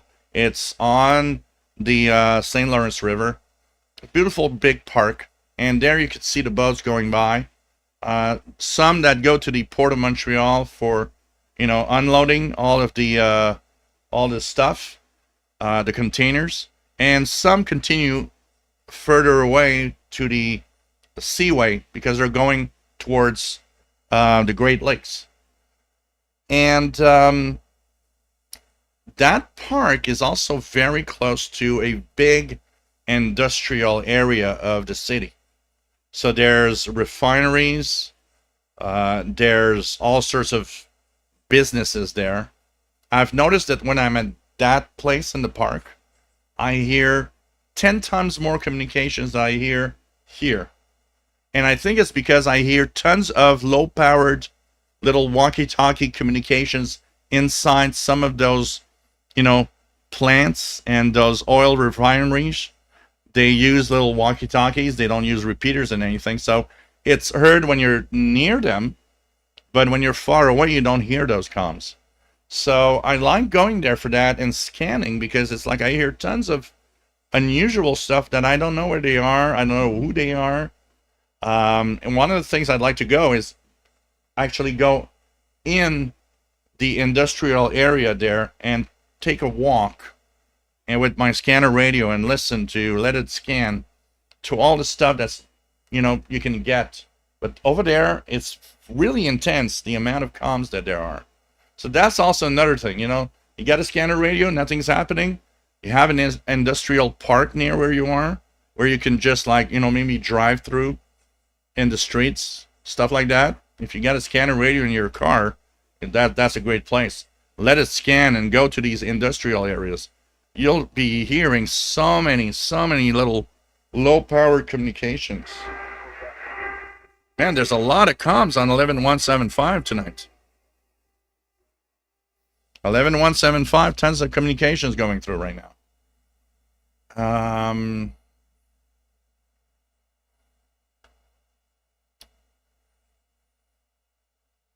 Yeah, stores have radios. Shopping malls, if you have big shopping malls, try it. You might be hearing stuff.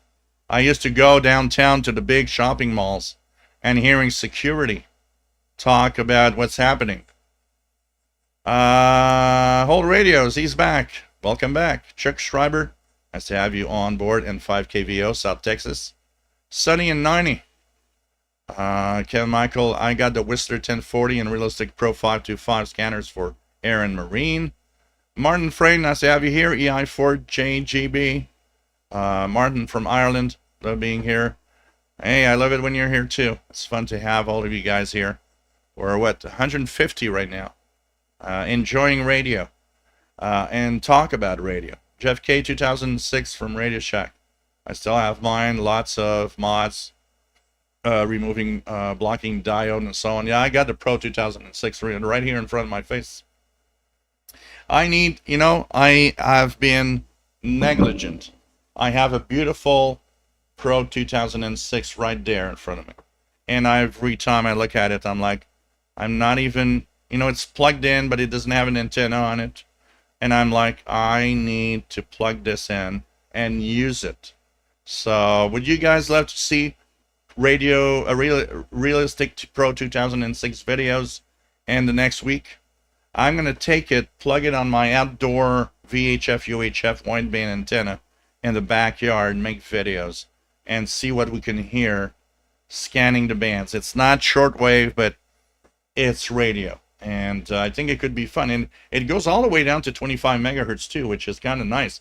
I used to listen to FM repeaters in the 10 meter band on that scanner, but I find it sad that it's sitting there doing nothing. That radio was one of the main radios. I remember having the Kenwood R5000 in the 90s and the Pro 2006 on top of it. Just like these were the two most amazing radios I had to play with, of course, along with the portable scanners.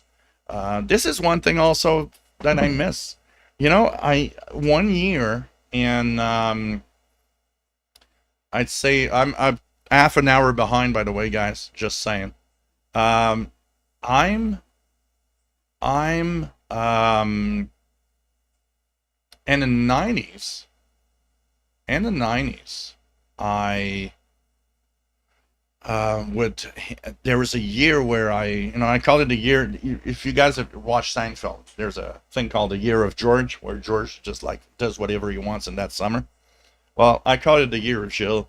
It's I had left my job. I had unemployment insurance. I had money in the bank, and I thought, okay, and I'm maybe 25 about 24 at the time. And I thought, this is the last time ever, probably in my life, where I can just enjoy life. Before life is going to be work, and I won't have time to do anything anymore. So I spent the whole summer just doing what I wanted, not even thinking about anything. It's like, I'm going to have fun with what I want. And that actually is the year that I purchased this, because I thought, you know what? I want a good scanner. This is a good scanner. And I got tons of stories because of that. And this was my radio that I was going everywhere around town, even outside of town. And I had this all the time with me, all the time. And I mean, the discoveries and the things that I'm listening to on this radio, oh man, those just so amazing. And this actually was just an amazing time for listening. And the Pro 2006, of course, was also a great radio that I already owned. Man, wish I was there. Wish I could go back that summer. I would have a lot more ideas of what to listen to also, because of the experience that I got now. Kathy says, heard one of the ISS crew last week on my BC-125AT. There's a scheduled contact. The ISS was just enough over the horizon to catch a signal. Isn't that exciting, Kathy? If there's something exciting, it's like, I'm hearing something that's in space on my little radio. There's something just amazing about it, you know? Ken Michael here remembers hearing Forest Ranger on the 40 to 50 megahertz in Big Bear, California. The thrill of hearing new stations. Yep. Ray Hawksworth, nice to have you on board. Nice and hot Victoria, BC. Welcome. Here's a nice and very hot Montreal, Quebec. Robert Levin says, I loved Big Bear as a kid, living south of Southern California. Ken Michael, marine telephone is dead on medium wave HF. There's not a lot. You have to be patient. You will hear sometimes, but there's not a lot. That's all I can say. Last time I've heard something was probably almost a year ago.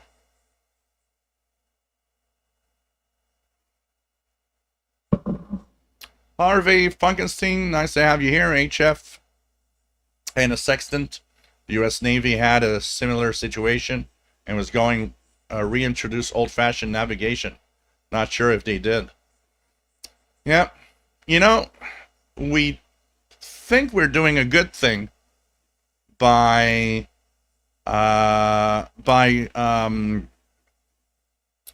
using newer technologies without realizing that everything could be, could be gone in an instant because of some problem. And if you don't have a backup, what do you do? 73, John Zorella.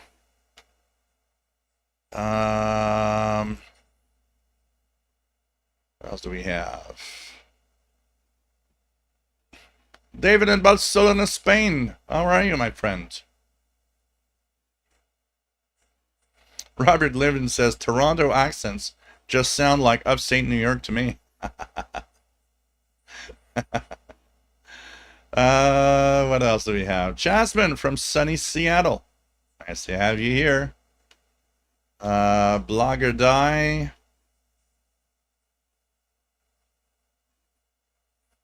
So, whoops. Okay. Blogger Die, the price went up just after you bought it. That's normal, because they know who you are. He's going to talk about it, so let's put it even higher now. London 19657. Thanks for the tip. And says, said the noise floor has risen since your new neighbors moved in. Yep. Did you mention it to them or sort it out yet? Nah. You know, I don't feel comfortable going to the neighbors and saying, what do you got in there? I got a lot more noise since you moved in. I just let it go. I mean, anyways, what am I going to do if it's their lighting system or whatever? You know, what they're going to look at me like, yeah, so deal with it. You know, I don't know. tuna pizza with anchovies, no pineapple. London. What else do we have?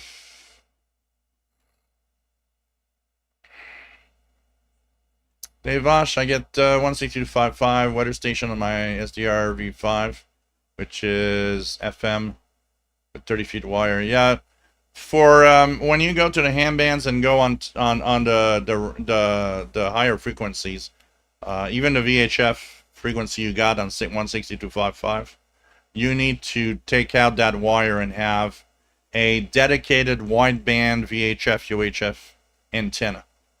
There are a lot of them, not that expensive, by the way, if you don't want to spend a lot of money.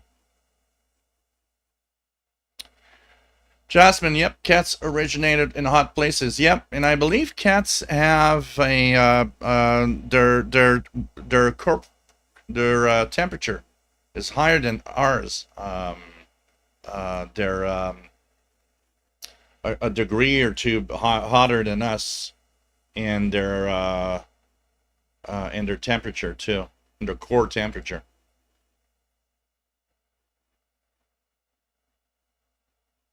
Andrew Galloway says, I tapped on teed into Amazon, showed up for me. Okay, let me check it out. Amazon. Let me check it out here.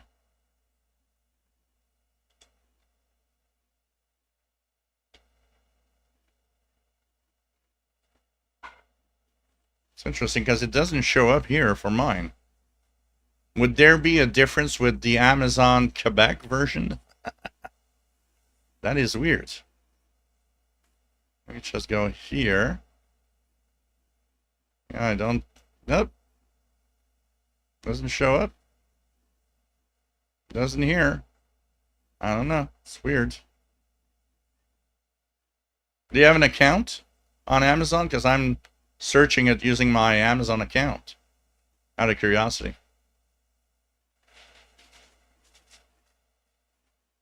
Don Royal, WA7330WL. I live near Luke Air Force Base in Arizona. The jets fly over my condo at different times of day and night.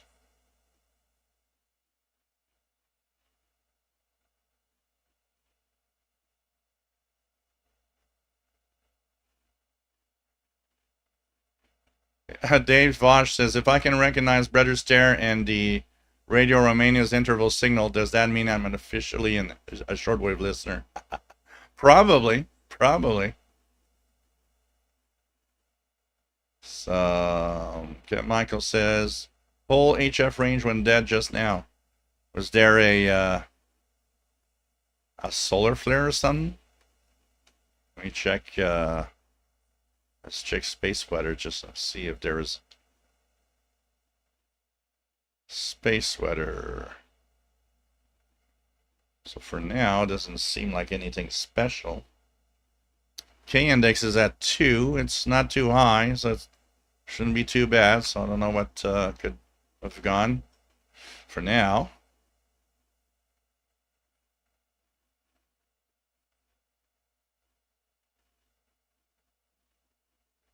So old radio's got 2 VIC-20s, 164C. That's good. That's good. Smallest radio, VT115. Yeah, it's not very big. Is it the smallest radio? Not sure.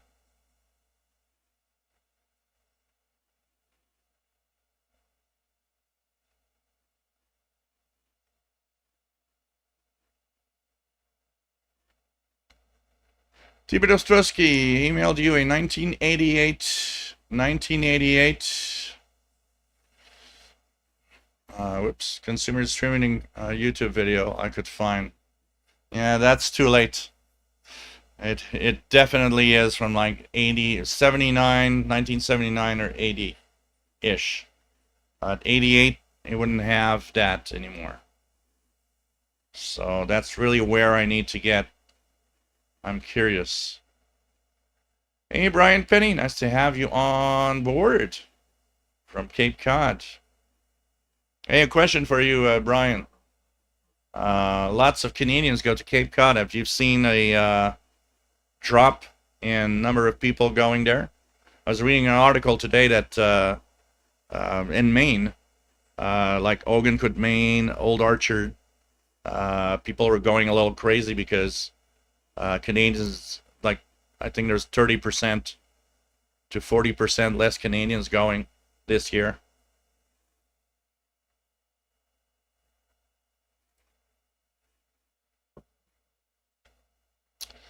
All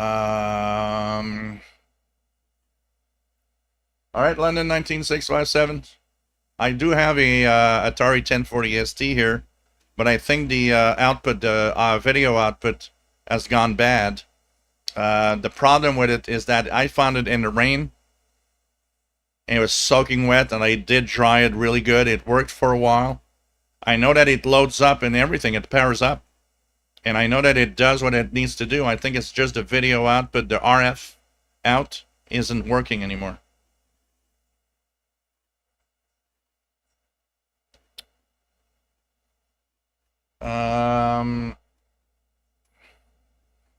Did Vosh still have a TI 99 4A new in the box? Wow. Sadly, both my 64s died with my hot-rodded Amiga. So, what else do we have? Michael, I missed the Pro 2006. I had that in the 80s, but now no phone audio. Not because of digital. I'm told last transmission 15835 was stronger, says 54 cal.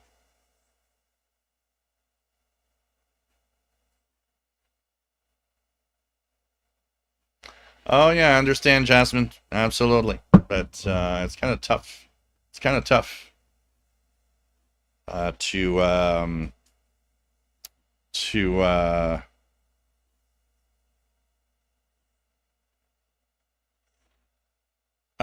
Two Broke Tim, give me the name of a good SDR, one I won't have a lot of aggravation using.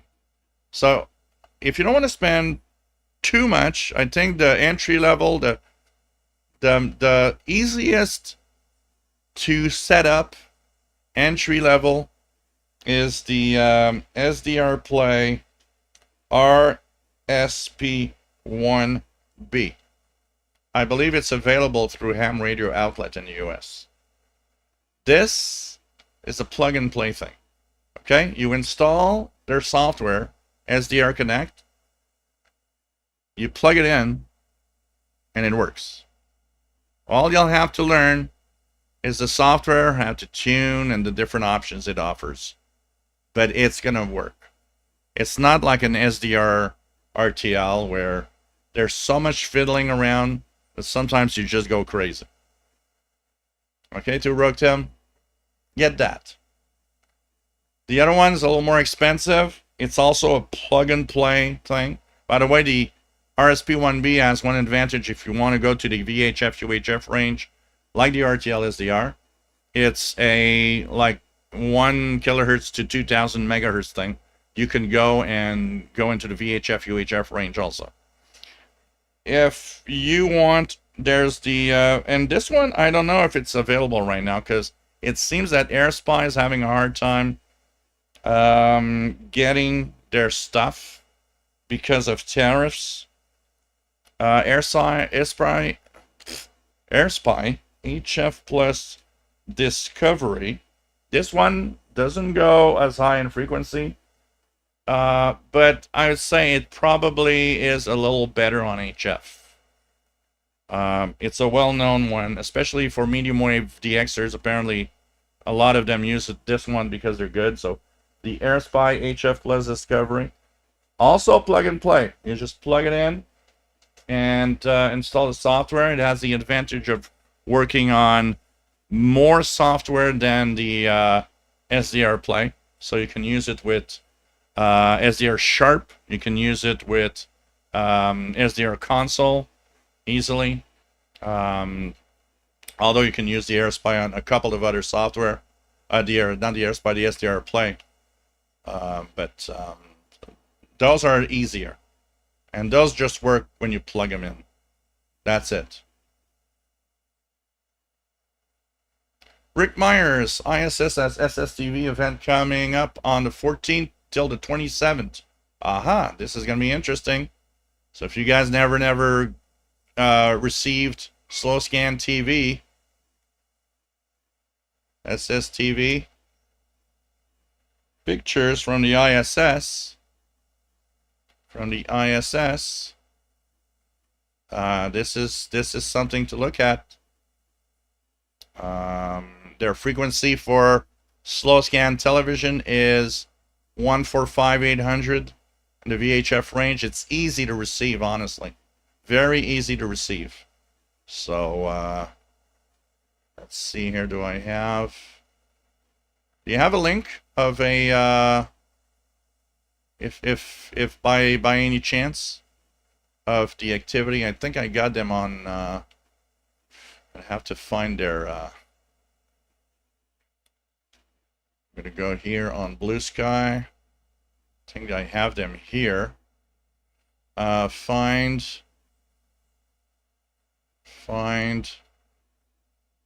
Here we go. Aris Amateur Radio.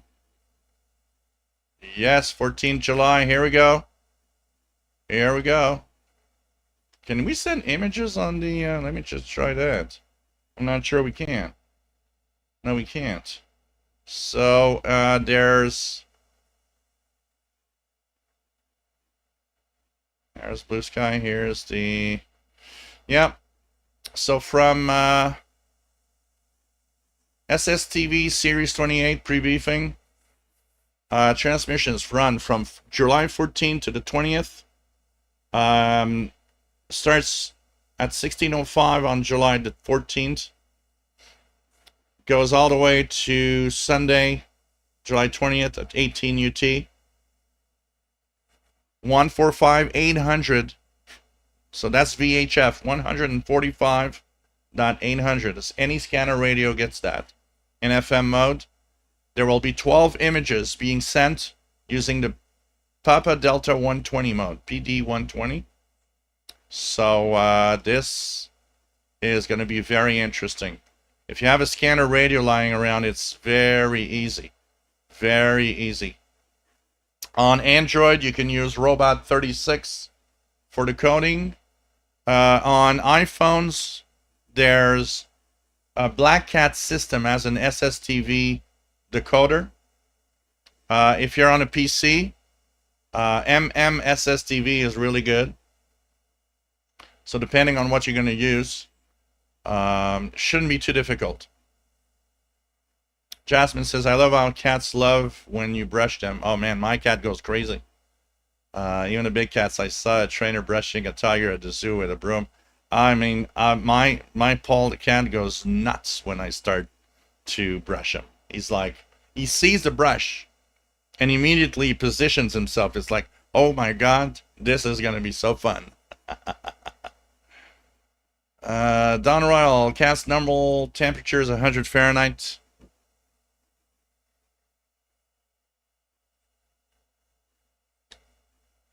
Pete Fagan says 20 meters as hopping. So pretty cool. I'm going to take a break, guys, for my caregiving duties. I'll be back in a couple of minutes, also with a new beer. And don't forget, if you enjoy what I do every week, to give a little something. It's much appreciated through either Super Chat, and there's the Pizza Fund, and Paul the Cat treats through PayPal, that you can give a little something. Don't forget, it's much appreciated. The YouTube monetization is really bad lately, so this actually keeps me going, because you guys have been very, very nice, very generous, and whatever amount helps, and it's really, really appreciated that you give a little something. And I'm trying to you know, get out there to all of those that never donated. Okay, I can tell you that. Jasmine, places here have been offering to take Canadian dollars equivalent to US, but it's now worth the hassle. Wow, so you guys have seen a difference in Seattle. There is the governor of Maine that came up here to Canada saying, it'd be fun if, we're friends and we've been friends forever. Please come over and say hello. So I'll be back in a few minutes, guys.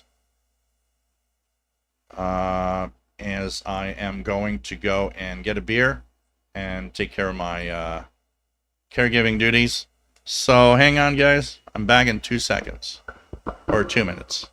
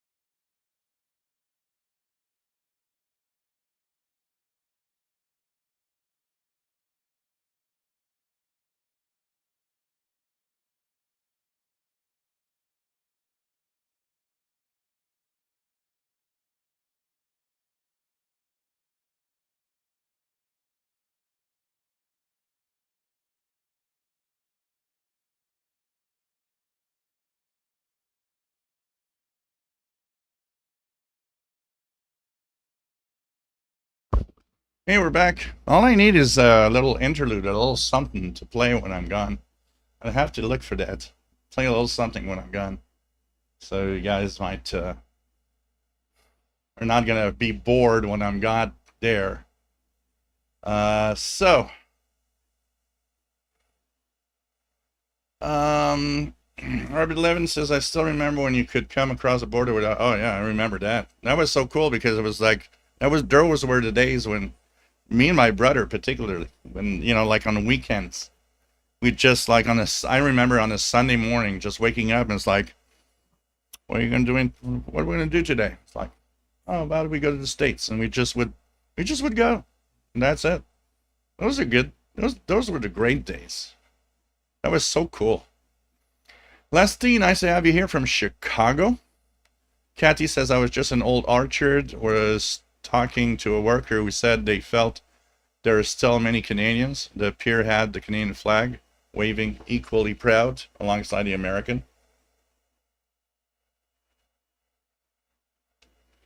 They said it was about 30% less.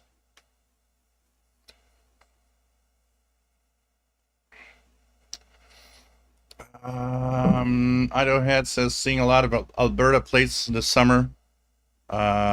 Fewer from BC. Okay. Kind of interesting. Interesting to see how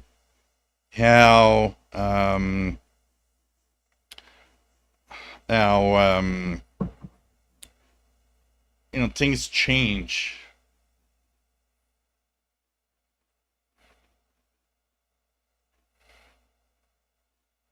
Bruce Cobert, N9BH, nice to have you here. J Projects, nice to have you on board. 73 Andinio.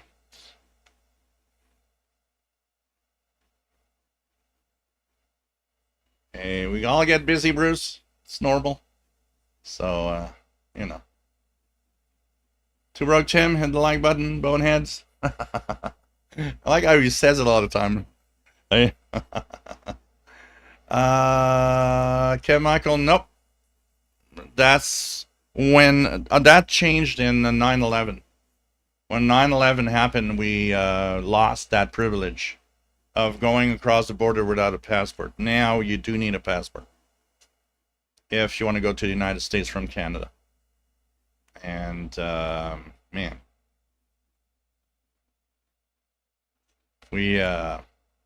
I miss those days. I mean, you didn't have a passport, you just went on. It was so cool. So yep, it is required. You have no choice. And now there's some people scared because there are some stories about, like some probably, it's probably isolated, some idiot, guy at the border that just did stupid things. Because, I mean, I have a few friends that go to the U.S. regularly, and they told me that it was okay, and they didn't have any problems at the border as long as, but, there's a story that pops up here and there from time to time about how, they got stopped and they've been asked about questions about, things that normally aren't asked, like U.S. politics, and that was crazy. But I think it's more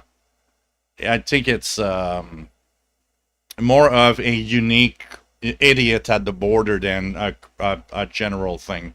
I think it's probably, but it resonates because it did make a lot of Canadians think, oh, well, is it that complicated to go to the U.S. now from Canada? Well, I'm going to stay home, or go to Europe. Apparently, the trips to Europe,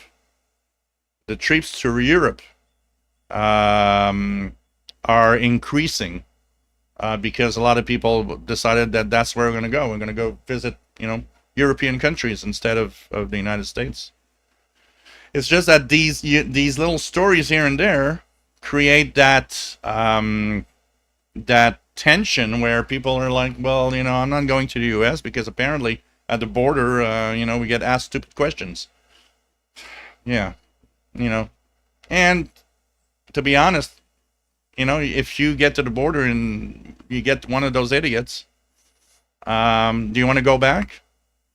It's sad because it gives a bad reputation, and often because of just a handful of idiots, where all the rest are fine and are okay. That's kind of sad. So, you know.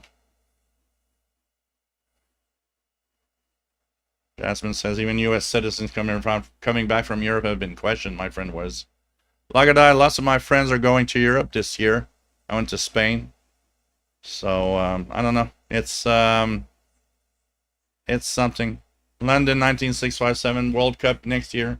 Good luck with bookings. Yeah. Oh well, let's not go politics. It's doesn't, you know, it's not worth it. We are used to the politics of the world with everything we did. By the way, I want to say thank you to Blogger for the donation, Edward Florence for the donation, Jeffrey Levitt, thank you so much for your donation, and Edward Simons, thank you so much for your donation. Much appreciated. You guys are nice, and like I said, really helps a lot. Thank you so much. So yeah, you know, it's the way it is. But I do miss that time, you know, before all hell broke loose, when we would wake up in the morning and say, "Hey, let's go to the U.S. and have fun." You know, that's the way it was, and going up and down the East Coast. I remember with a rented, not rented, with a old car. It was just, you know, just cool. It was just so cool. And it's sad that it has to be like that today, unfortunately. I used to always have fun. I remember thinking, oh man, this is so cool going to the US. It's so nice, and it's so, you know, I remember a year that out of the blue, went to Ogunquit, Maine. And there was this nice little jazz bar at the second floor of one of the places. And boy, was it cool. We'd spend the day at the beach or going around and go to the jazz bar at the second floor. It was just so much fun. Oh, man. I miss that. So, we were talking about shortwave radio and radio in general. And we were talked a lot about scanner radio today. About, you know, all of this. If you guys haven't seen, I'm going to share the link. If we talk a little bit about this and maybe what you guys think. So, by the end of the year, we are to have a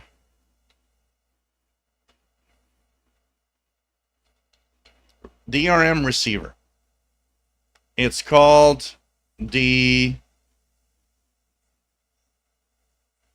N88, and it's supposed to be an affordable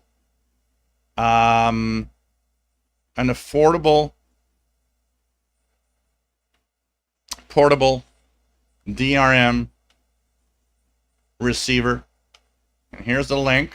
It's made by Solar Grove Solutions, which is in Florida, by the way. So this is here. So Solar Grove Solutions,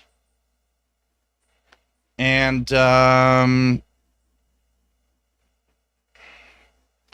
it's the N88, the world's first affordable personal DRM receiver.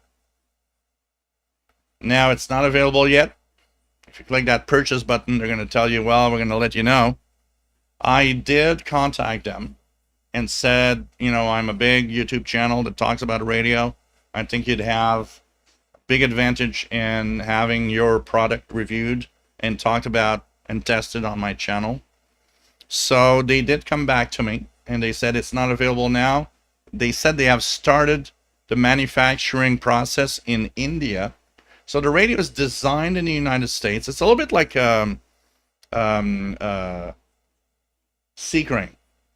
Design has been made in the United States, but the radio's manufactured somewhere else for the low price capability.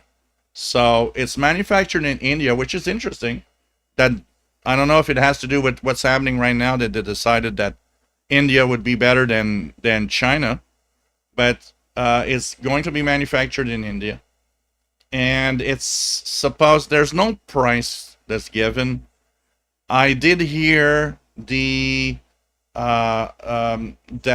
they are trying to make it less than 50 US dollars, which would be interesting because that would be very inexpensive. So it's an AM FM shortwave receiver. What they are saying on this radio is that in tests that they have actually done, even when the DRM signal isn't that fantastic, even if the noise floor is a little high, it still is capable of doing it. And this is where it's going to be important, because especially in North America, our DRM signals are not very strong usually. There aren't a lot of them. But I'm very curious, and I want one. I don't care if I have to pay for it. I mean, they have not been super clear. They said, we're going to let you know. I'm not sure they were telling me I'm going to let you know that we're going to give you one. It sounded more like we're going to let you know that you can buy one. But whatever. If I don't get it free, it's all right. Maybe it's even better if I get it. I got to pay for it. You know why? If I pay for it and it's crappy, I'm going to say it's crappy. And if I don't pay for it and it's crappy, I'm going to still say it's crappy. It's just that the Solar Growth Solutions company might be offended by, well, I know you gave it to me, but it's crappy and I can't lie. Because I cannot lie on a radio. I cannot lie. This channel is based on honesty, and I will not change that. So, we'll see. We'll see what this is all about. It's been announced long time ago. I mean, even Radio World in Canada has something about it, I believe. So it's like, okay. So when will it be officially released? Will it ever be released? You know, how many radios like those have been talked about for release? You know, maybe, you know, and never came through, actually. Never came through. So, by the way, this is a dry ale from Quebec. It's a Labatt Blue Dry, which is I've never had. I've had a long time ago. I was just curious about the taste. It's not bad. It's okay. It's a 7% ale. Okay, Michael, shall I do too? I miss being able to go to Canada or Mexico. It is sad. Yeah. Well, I mean, if you got your passport, it's you know, you can easily still go, but it's not the same as you just, you know, wake up in the morning and who cares? You just go.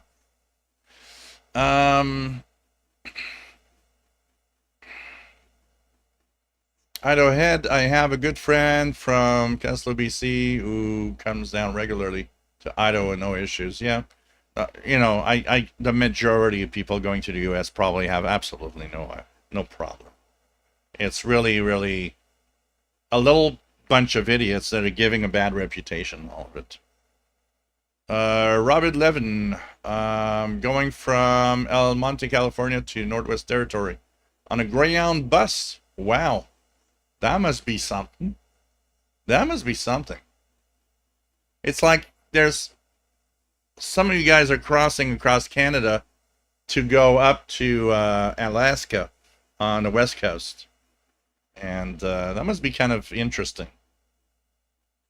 London 19657. Someone had to ask, what's the t-shirt mean? It's probably as a story. Oh. T-shirt I have is from the so you guys know on Sunday morning that I have the International Radio Report. I'm co-host with Sheldon Harvey. So they have a funding drive every year, and this is the T-shirt for CKUT 90.3 FM for this year. So if you gave a $60 or more donation, you had the T-shirt if you wanted. You paid the shipping fees. So this is the T-shirt for CKUT 90.3 FM in Montreal. So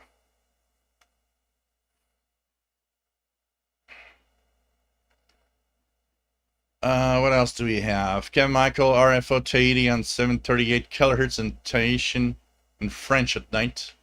Wow. Endines. Let's have you here. Craig Martinetti, my mom is Canadian, my dad was American. Oh, that beer, and it was in the freezer, Radioscapes. It was in the freezer, so imagine how cold it is, and look at all the bubbles. I don't know if you guys can see the bubbles coming out of it. Let me put my hand like this. I don't think you can see it. It's just filled with gas. Pretty amazing. Pretty amazing.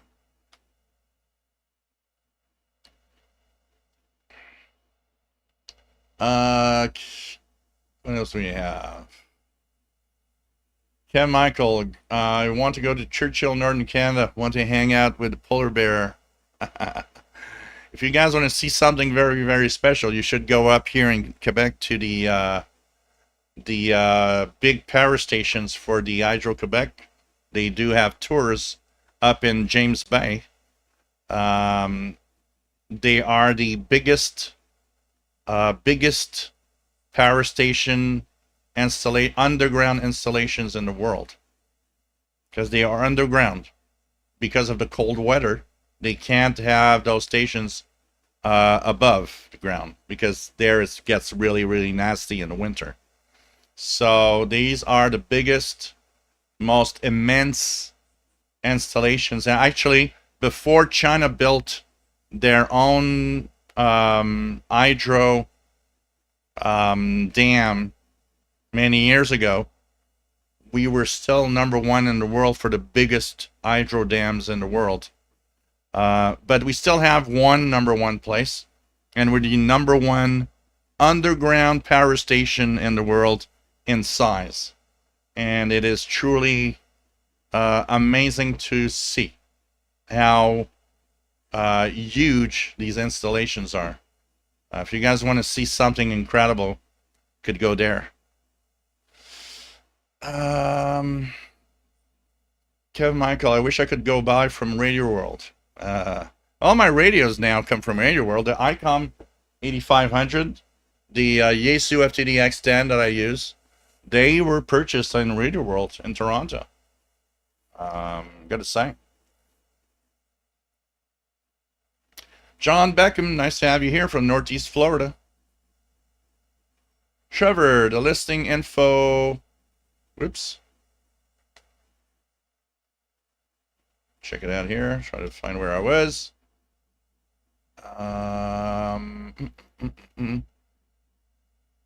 For Growth Solutions, that's in the N88 press release, says it's permanently closed on Google. That's weird. Because they were just on Wavescan show. So this is weird. Idaho Head, we need an official SWL t-shirt. Yeah, I know. I know there would be. I would have to. You know, the reason I haven't gone there is every place that I've gone to for merch, when I see the price that they're going to charge you for a freaking t-shirt, I mean, everywhere I went to, a official SWL t-shirt, I'm not joking, will cost you guys $40 or $50 plus dollars. And for me, that's like, no, it's way too expensive for a freaking t-shirt. Come on. You know, the only thing I thought was, I will buy t-shirts. I got transfers here for the printer. I could make a small t-shirt with a much lower price Yeah, it might not be the quality because it's an iron-on rather than being, done in different ways. But I don't know. I honestly, the reason what's keeping me back from the merch is I don't want to screw people up paying huge amounts of money for a freaking T-shirt. I'd like you guys to have a T-shirt like with shipping for like $25. That would be reasonable. Everything I see in merch is not reasonable at all. Old radios drinking room temperature old Milwaukee. Man, you got to put that in the freezer for 20 minutes. John Beckham, CKUT 98.3 in Montreal. Nice shirt, Joe. Indeed. So this is this year's,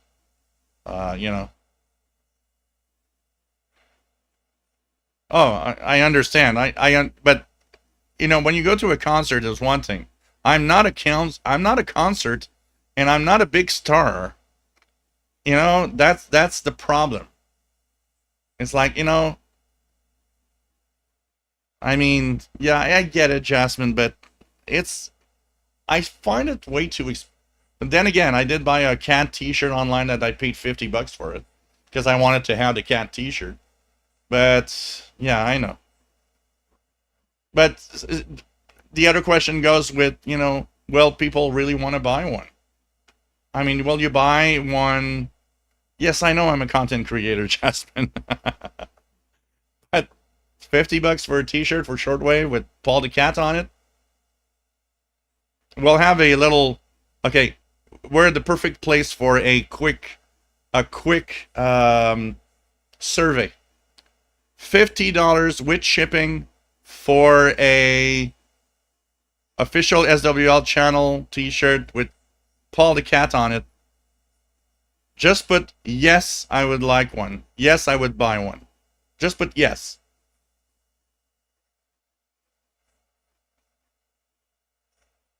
Yeah, I know, Jasmine. It would be like a little radio. There would be one of the radios, and it would be Paul the Cat with it. And maybe a little like I love shortwave, or I don't know, printed on. I mean, yeah. London wants to stroke Paul. Well, if you're in Montreal, you will definitely, definitely stroke Paul. Like, yes, yes, yes, yes. All right, guys. Let me check that out. Okay.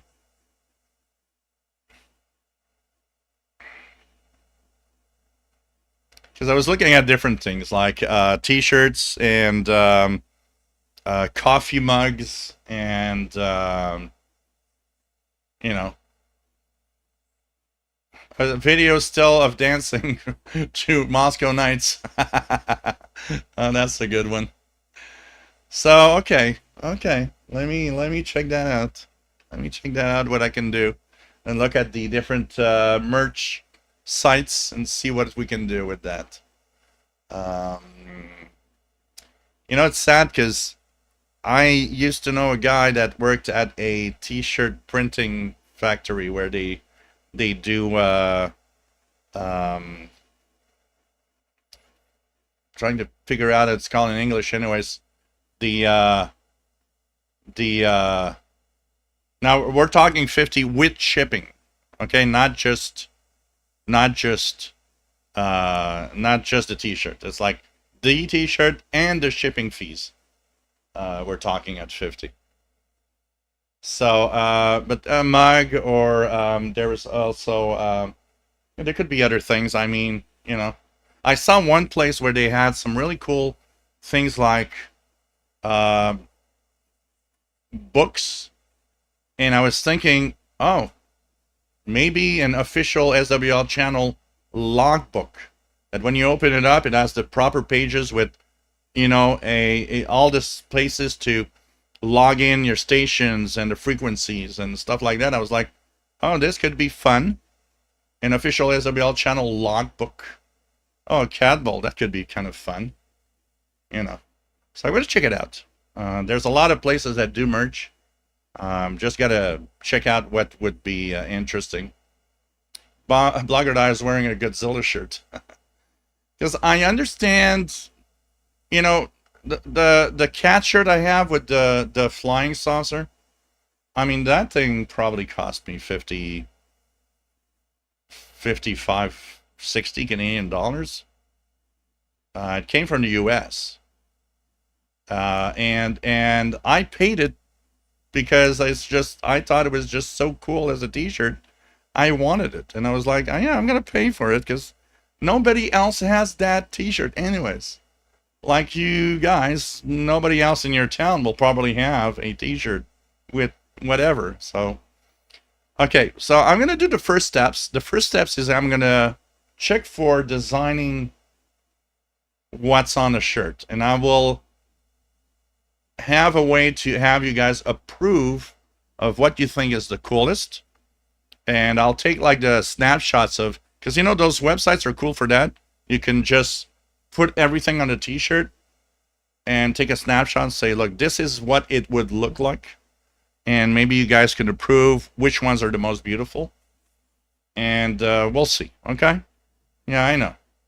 Because I know that, you know, there's donations. I'm asking donations. And I know some people rather have something with the donations, meaning that they don't want to give money like that, but they will give money if you got something in return, like a T-shirt, and you get a little something out of it too.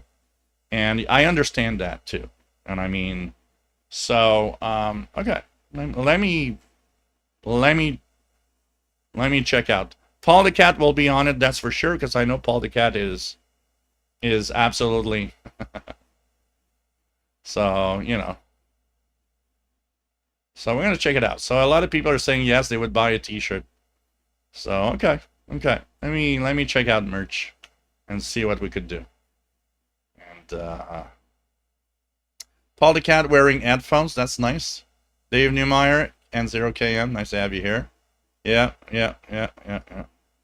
Printful is a good place to get T-shirts made on demand. Yeah, there's quite a few places that I will check that out. There's quite a few places that it's really an on-demand thing. They just print it when you you know.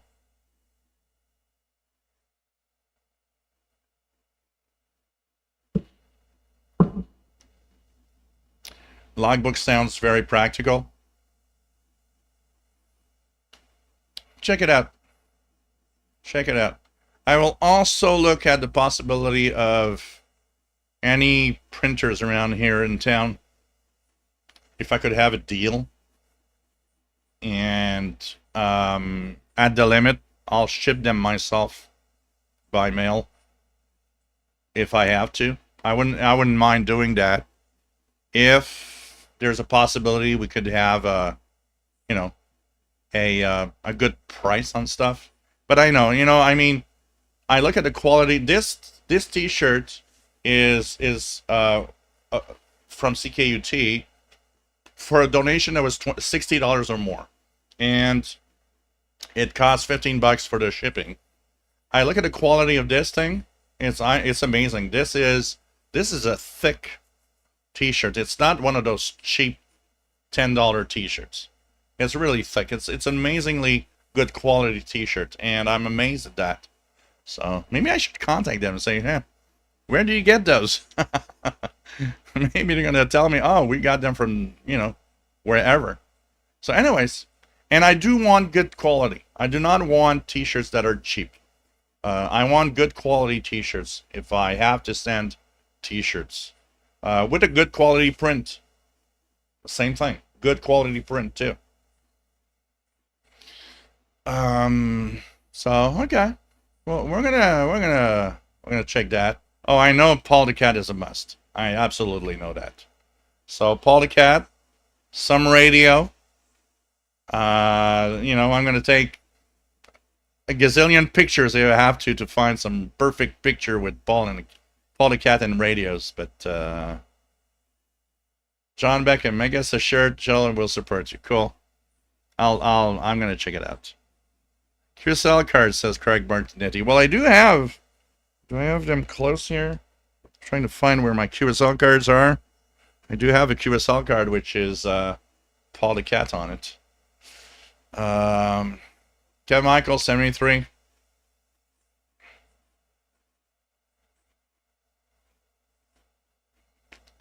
A station you're going to get easily now whose frequency ends with a 5. Okay. Let me check that out. 11780. Okay, in your area, which is the East Coast,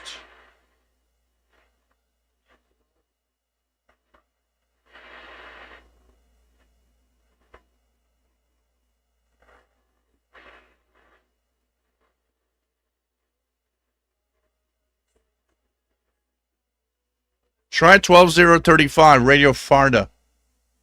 12035, Radio Farda. It's coming in decently here. I think you're going to have it, that one too. That's Radio Farda in Persian to Iran. So check that one. 12035. RJ Dakota, Paul the Cat with headphones looks like an ad for a popular radio station here. SWAT Cuts, nice to have you here. Paul the Cat wearing headphones saying, "What do you mean no report received?" I like that. Yeah, well, yeah, definitely gonna check that out. Justin, print on demand is great for low volume, yeah, because you don't have to pay a bunch of money up front. Absolutely, I know, I get that, but up to a certain point, I don't mind paying up front if somehow you can, have them less expensive. Up to a certain point, of course. I'm not going to pay $10,000 for shirts. Paul jumping through the MLA 30 loop. Oh, God. That would be something.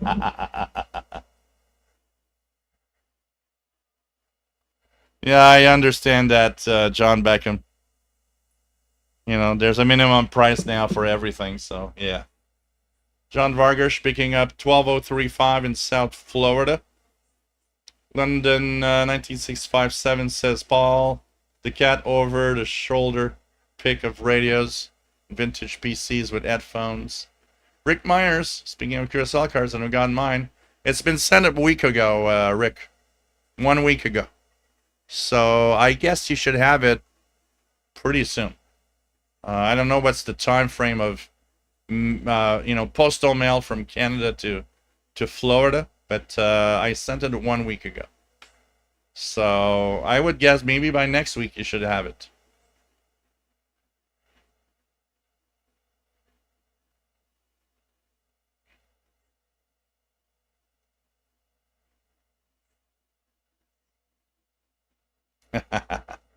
I like that. An MLA 30 loop of fire. And it says as a comment below, now that's shortwave. Now that's shortwave. So 12035, Radio Farda broadcasting from, where they're broadcasting from. Radio Farda is the station, the clandestine station, from 12035. Is it France? It's broadcasting. Oh, at this time, it's broadcasting from the Wolferton, UK transmitter site. Wow. So 13 to 17, they broadcast from the United Arab Emirates, and 19 to 23, they broadcast from the Wolferton transmitter site in the UK. It is in Farsi and broadcast to Iran. Now, there's a question I have for you guys. Everybody says, oh yeah, these transmission in Persian. I'm sorry, but it's Farsi. Persian, why Persian? Why are you guys mentioning Persian? Farsi is the official language. I know it's the same, but still.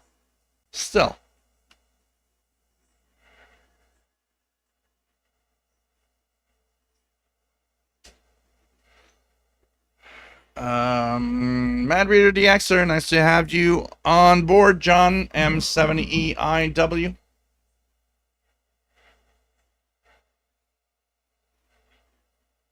So London says the noise canceling works. I can't hear the AC. You guys want to see the difference? Let me know if you hear the difference. I'm going to turn it off and I'm going to put it back on. All right. So right now we have the noise suppression so that you guys can't hear my air conditioning. All right. I'm going to remove it now. Here we go. No air, no noise suppression right now with air conditioning working. Now, noise suppression back right now. There we go. Did you guys hear a difference? I'm just curious. Was there a big difference in the noise in the background?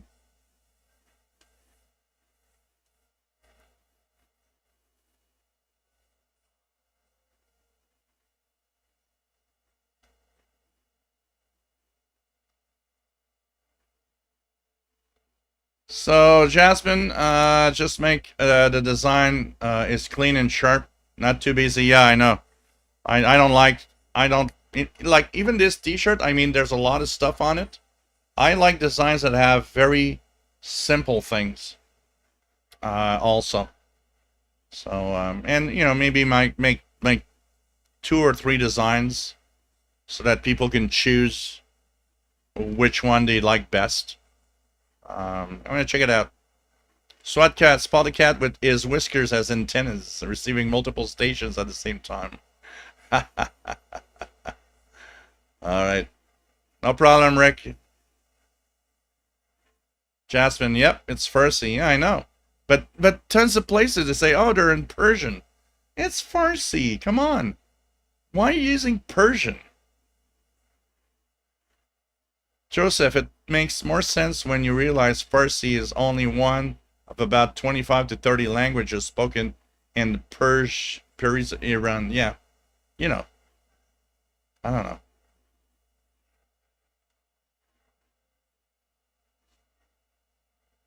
So Blogger Die tanks, the SM616 got radio farted nicely on the whip. Okay. Is there a reason why you asked for a frequency that ends with 5? So you guys hear the AC really, really well if I turn it off.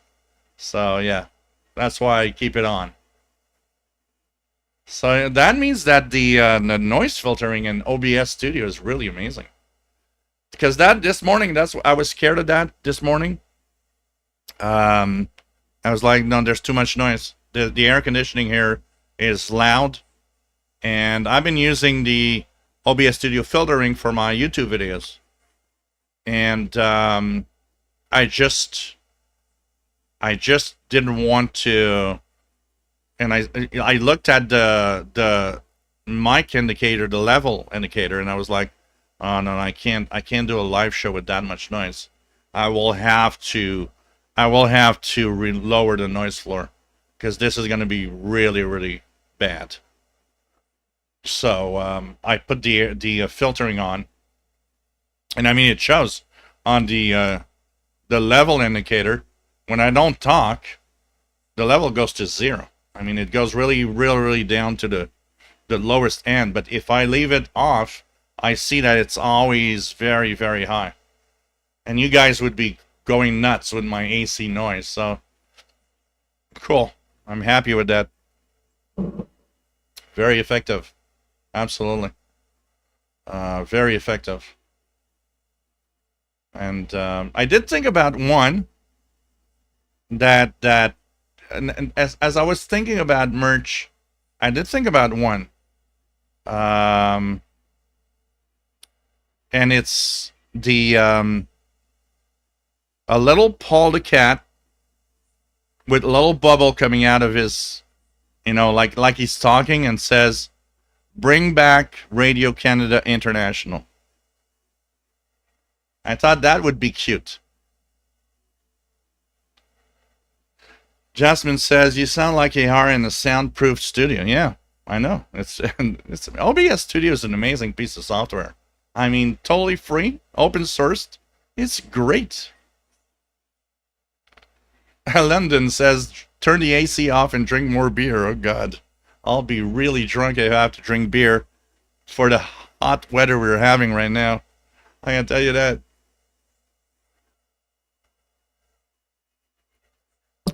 So, okay, guys. Thanks for the little survey, quick survey. And I will be looking at this seriously.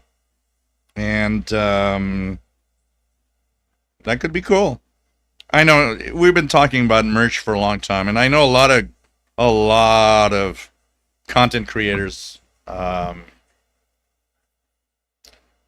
merch. I watch tons of content creators, and they have all sorts of T-shirts and stuff, and baseball caps and mugs and whatever. And I'm like, yeah.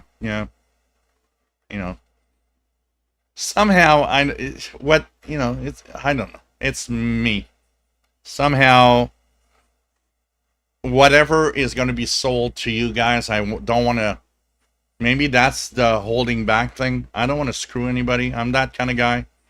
You guys are so nice that I want you guys to have something that is really worth the money you're going to pay for.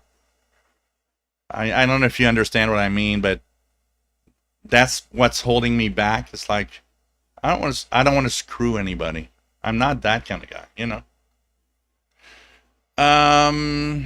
That's the thing. That's probably what's here holding me back, basically. But you guys are like, no, I would like. Don Royal, I would die too without the AC. I can tell you that. I got two ACs here. This one in my office that goes through the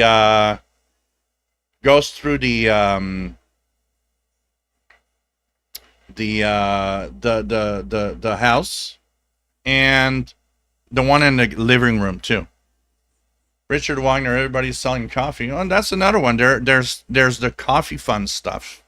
Like good quality coffee, and you guys can buy your coffee, and it gives me a little something, stuff like that.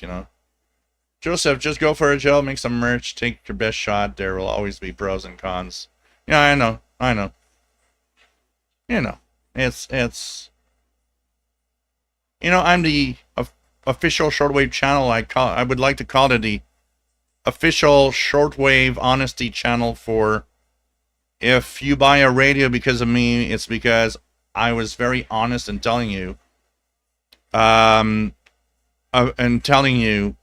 that it was bad or it was good. Because I want you to have the best radio in your hand that you can ever buy. That's the way I am. That's the way I will always be. And so it goes for everything else. Whatever you would purchase to help me out needs to be reasonable in price and quality and everything. You understand? That's the thing. And that's why I hesitated a long time for merch. Just like, what are they going to get for the amount of money they're spending in terms of quality of product? So Cosmic Lettuce, nice to have you here. Nice to have you on board from southeastern Arizona. Only 37 Celsius. Hey, we're in Montreal, Quebec, Canada. We're much more northeast of you guys. Now it's gone down 1, but look, we're at 32. And with the humidity here, it's 39. So look at that. Feels like 39. That's what we have in Montreal today. And we're much more north than you guys. Cosmic Lettuce. Hey, I want to show you guys, Cosmic Lettuce. I want to show you something. The other day, it was about 3 a.m. and I was look at this. This is so cool. It's 3 a.m. and it was what was the full moon called this month? It was the Forgot the animal. Anyways, I took a picture of the full moon with my phone at the 10 times zoom. This is what it came out. Pretty nice, eh? Especially for a phone. I mean, I'm like, wow. So this is the picture I got with my phone at 10 times zoom. Pretty cool.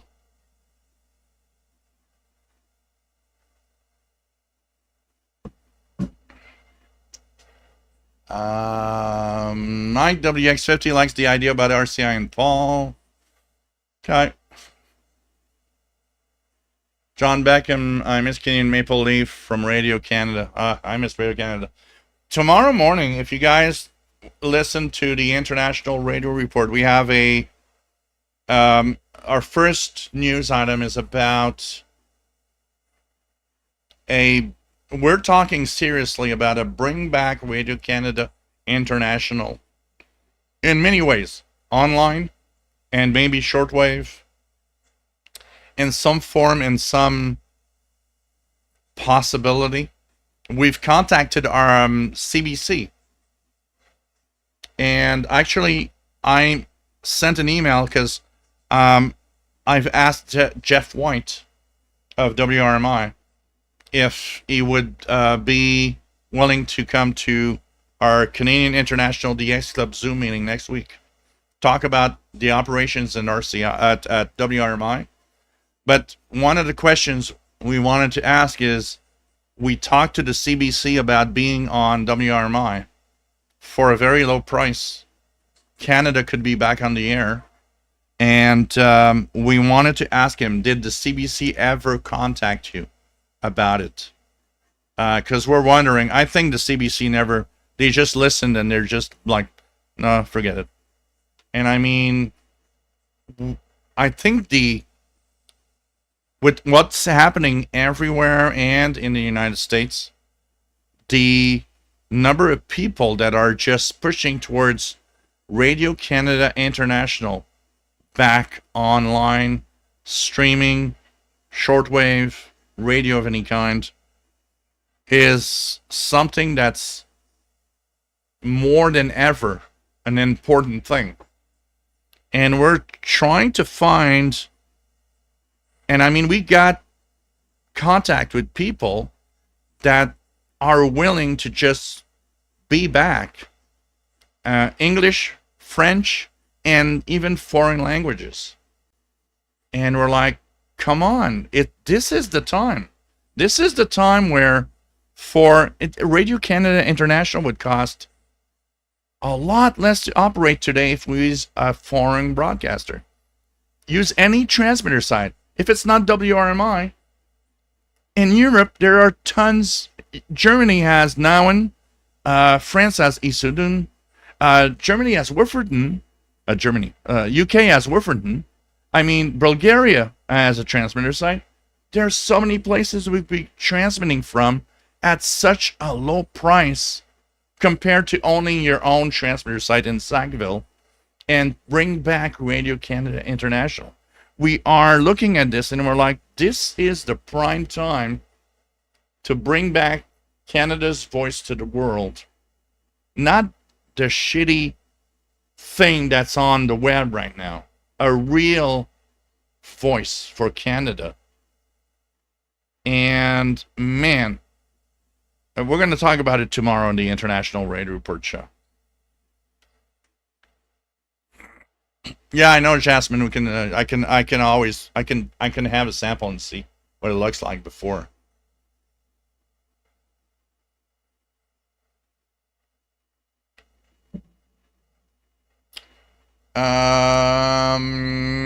Moises, it's OBS Studio. It's a OBS Studio. It's a software used for screen recording and streaming. And it's really, really good. OBS Studio is the name. Dave Newmeyer, maybe Quirky QRP could do a run of teas for you. Harold Anderson, nice to have you here from Norway, LB1NH. Lloyd Armstrong, my job is this. This channel plus the tech channel together gives me my paycheck. That's why we're looking into ideas, because this is my job. I've been doing this as my official job for 10 years, officially 10 years now. I stopped doing my tech duties in 2015, which means in 2015 was the first time I could actually live off of doing this. And so it's been 10 years. And I've been grateful ever since. Honestly, it's beautiful to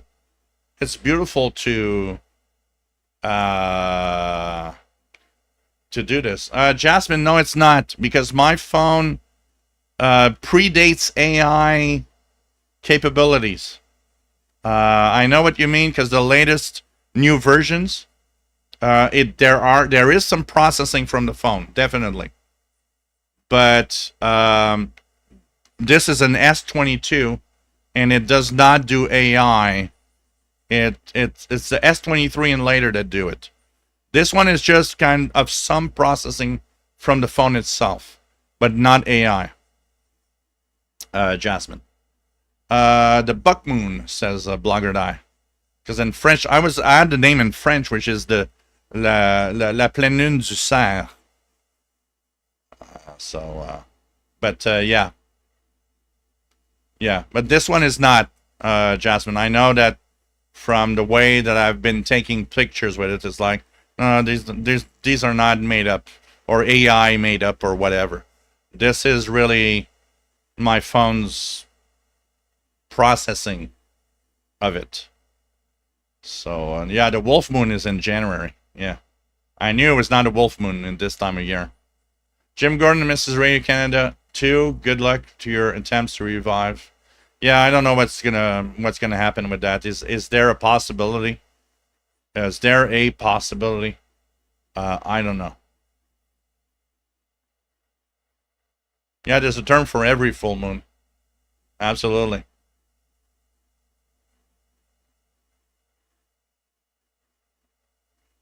So, Mike WX50, it says Galaxy S22 Ultra that I have. A Samsung Galaxy S22 Ultra.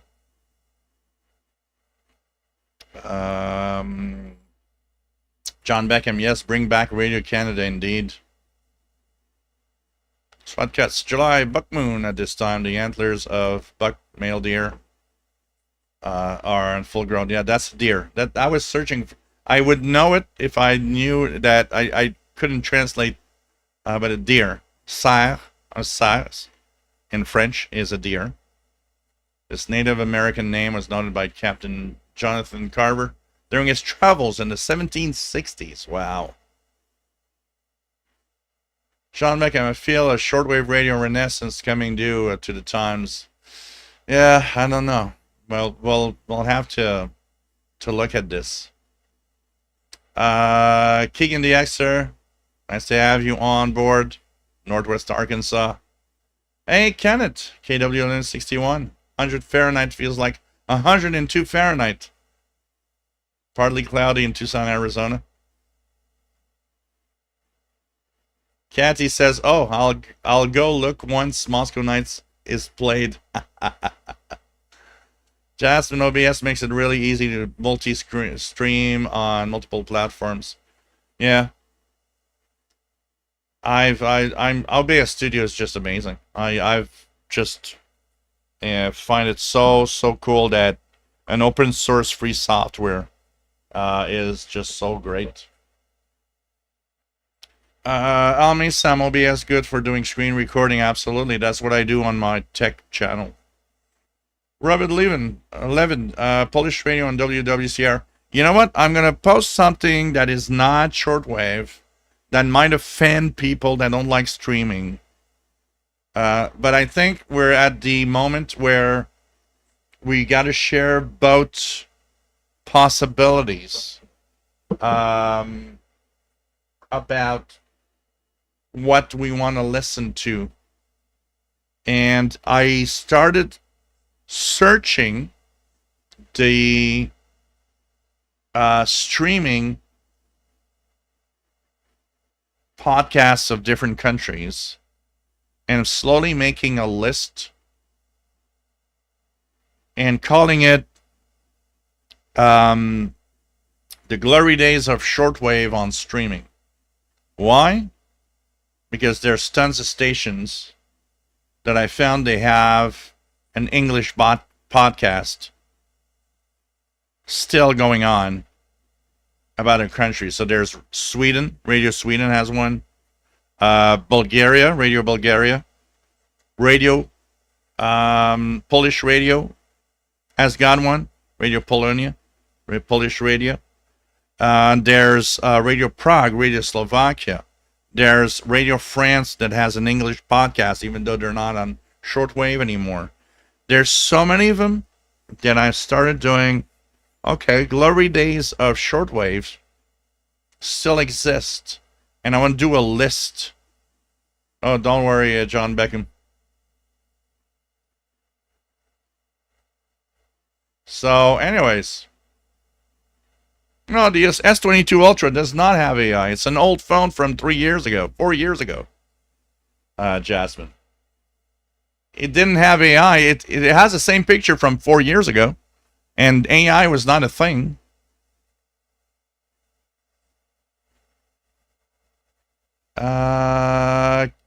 Kenneth, how much will an official shortwave T-shirt cost? Look, I'll come back to an official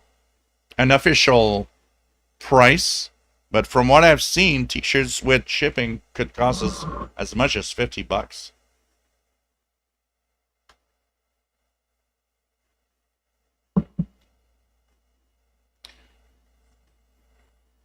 So Jasmine's, yeah, I don't know. I'll have to look at the S22. Keegan DXer, my Bluetooth headset's battery's low, so I'm switching to Secret FM transmitter. All right. Your neighbors will be able to listen to us. Jasmine, a Samsung Galaxy S22 series, including S20, does have AI processing capabilities. Okay. I don't know. All right. I'll check it out. Okay. I'll check it out. It's still a beautiful picture. But yeah, I get it. You know, I'll get it.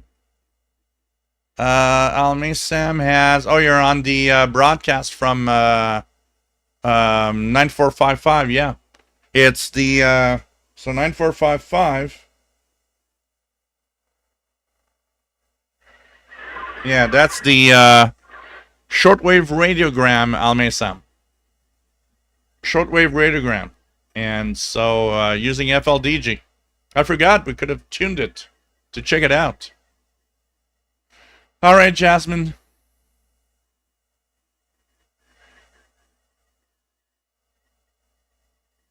Oh well. Okay. I didn't think mine was. I mean, the S22 is old.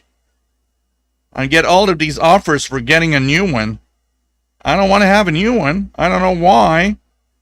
I don't understand why I should change this for anything new, because I don't see why. Honestly. I mean, these phones are expensive. I paid like $2,000 for that phone.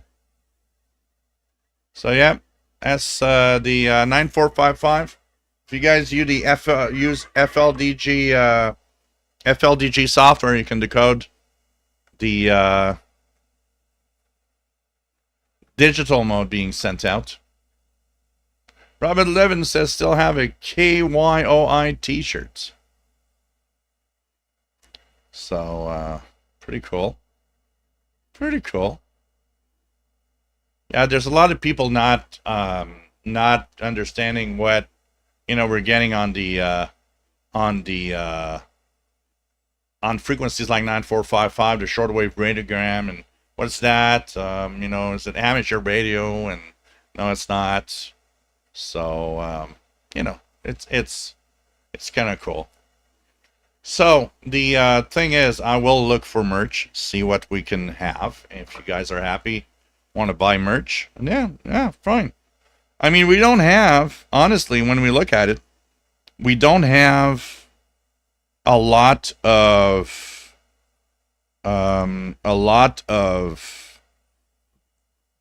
shortwave related, you know, shirts or anything, you know. So it could be fun. Jasmine, I get new iPhone every 2 model updates. I turn the old one into a carrier, the carrier T-Mobile for a discount. Yeah. You know, I'm getting tons of offers of iPhones and stuff right now saying, hey, you're going to get that and get this. And it's like, yeah, you know what? I used to change my phone almost every year or 2 years when the contract for the phone payment would end. I don't see the need right now. I don't see the need right now for any of that. I mean, the S22 is, what, 3 years old?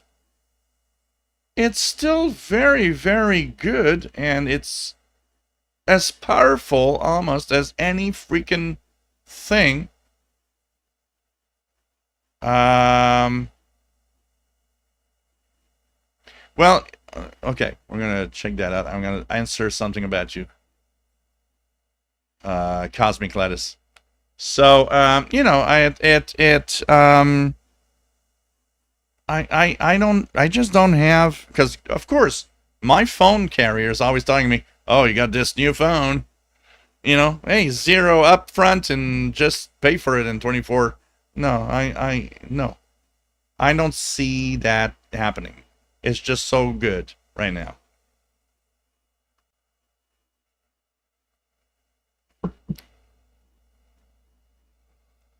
Godzilla and the cat, Paul the cat, and good. I go for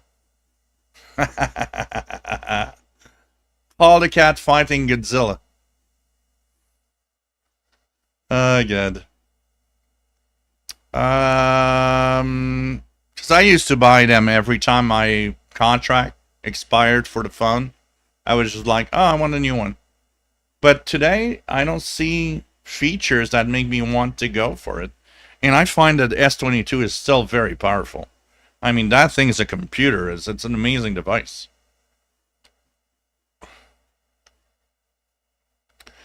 London 19657. Shall I have the same phone as you? It costs $1,200 and still works very well. Yeah. Jasmine, you can wear the official SOL t-shirt to Hamfest and Winterfest. Yeah. Yeah. So, Cosmic Lettuce, I took pictures of the moon at different phases so we could see craters. And I do see craters in mountains in the pictures. Now, once again, is it AI that is capable of seeing what I'm looking at and saying, yeah, here's the pic? I'm starting to doubt now. But when I take pictures of the moon, like in a phase, I see the craters, the mountains, everything shows up. So now I don't know anymore.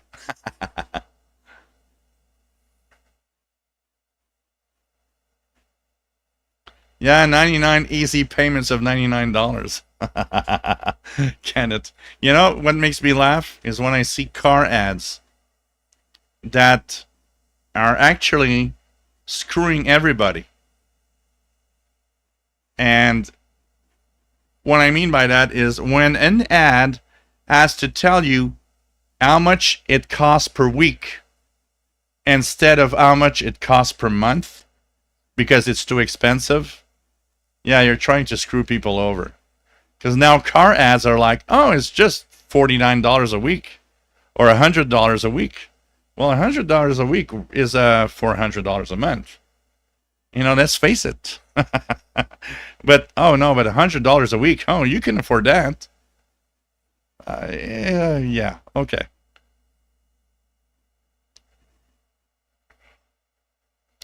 You know, Jasmine, you're talking about what's real or not anymore. And did you see the band? I don't remember the name of the band. I saw a video about um, a band that's an AI band that's got almost 1 million followers now. It's an AI band. It's not real people, and it is getting harder, and it will be even worse as time goes by about AI stuff. Is it Velvet Sunrise? I remember a name. It could be, but they're like almost 1 million followers, and it's like this is an AI band. People follow that AI band and like it, and it's like what? Velvet Sundowns. I think that's it. Velvet Sundowns. I don't know. Hey, Craig Martinetti. Nice to have you here. So another picture being sent on 9455 right now.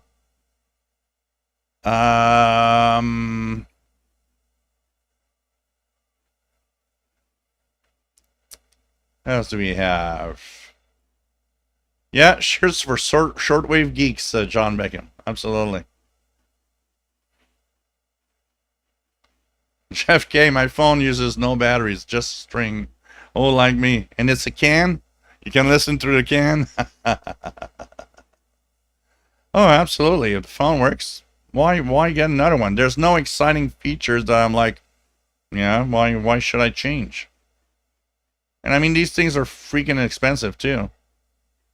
RJ Dakota using an iPhone 11, it still works well, however, short battery life. Yeah, there's two things for me that will make me change. Battery life starts to get too short, or if I don't get security updates anymore, I don't want to have that phone. A lot of people keep phones that are not very secure. But, you know, I get it. But still, that's a big problem with phones. I wish companies would be forced to give a minimum of 5 years on everything. I'm tired of, oh, well, you know, after 3 years, we've got enough. It's like, no, because people don't buy phones every time they want to buy a phone. A lot of people don't have the money to buy a new phone. I'm sorry. There should be a minimum of 5 years on everything in every freaking country in the world on phones. Because, I mean, come on. When security updates don't get in, you get yourself on a public Wi-Fi with that. Oh, God, that's a very big security hazard. There really should be some regulations that make things way more secure. SWATcast, use your impression of Alex Jones selling a t-shirt. Oh, God. Alex Jones. Keegan the Extra still have my iPhone 10 Max, 10X Max. I use it occasionally with Wi-Fi, even after I recently got a new Galaxy S25. Al Mesa, my Note 9 no longer gets security updates. Also, it's on Android 10, which has some vulnerabilities, so I only use it. Yeah, you don't plug that into a public Wi-Fi. Never. If your phone doesn't have any security updates anymore, only use either your own Wi-Fi or the data plan of your carrier. Never plug that connected to a public Wi-Fi. That's extremely dangerous. So we're talking about phones, and we're a shortwave radio channel. And so you guys, 9455, still continuing. It's 2321. And King in the Ice remembers my Alex Jones impression. You want to buy a great t-shirt? Buy the shortwave t-shirt from the official SWL channel. Oh man. Yeah, who receives the royalties? Yeah, is there a someone behind this getting royalties?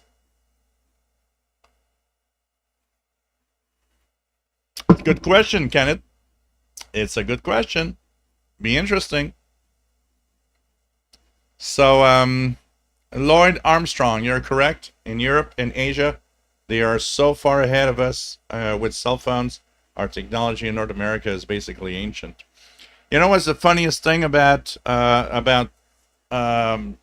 like data plans here in Canada? We know we're getting screwed with data plans. We're getting screwed with the internet overall.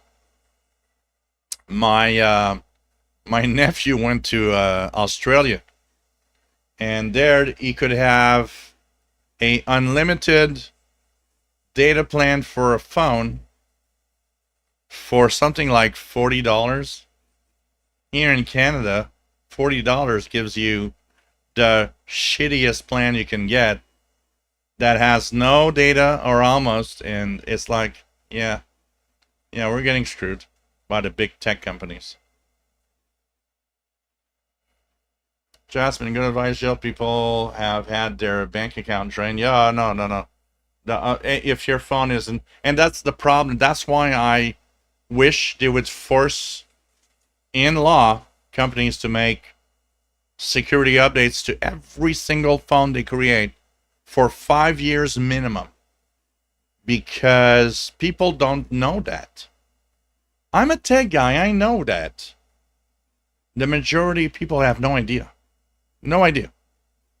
I got friends that have phones that are like 7 years old. What are you doing connecting to a public Wi-Fi? Why? Because they don't have any data. They don't have anything. It's like, oh, no. Come on.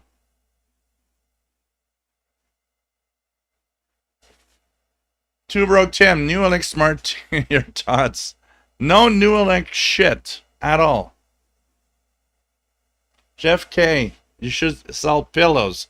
Pillows with Paul the Cat and a radio.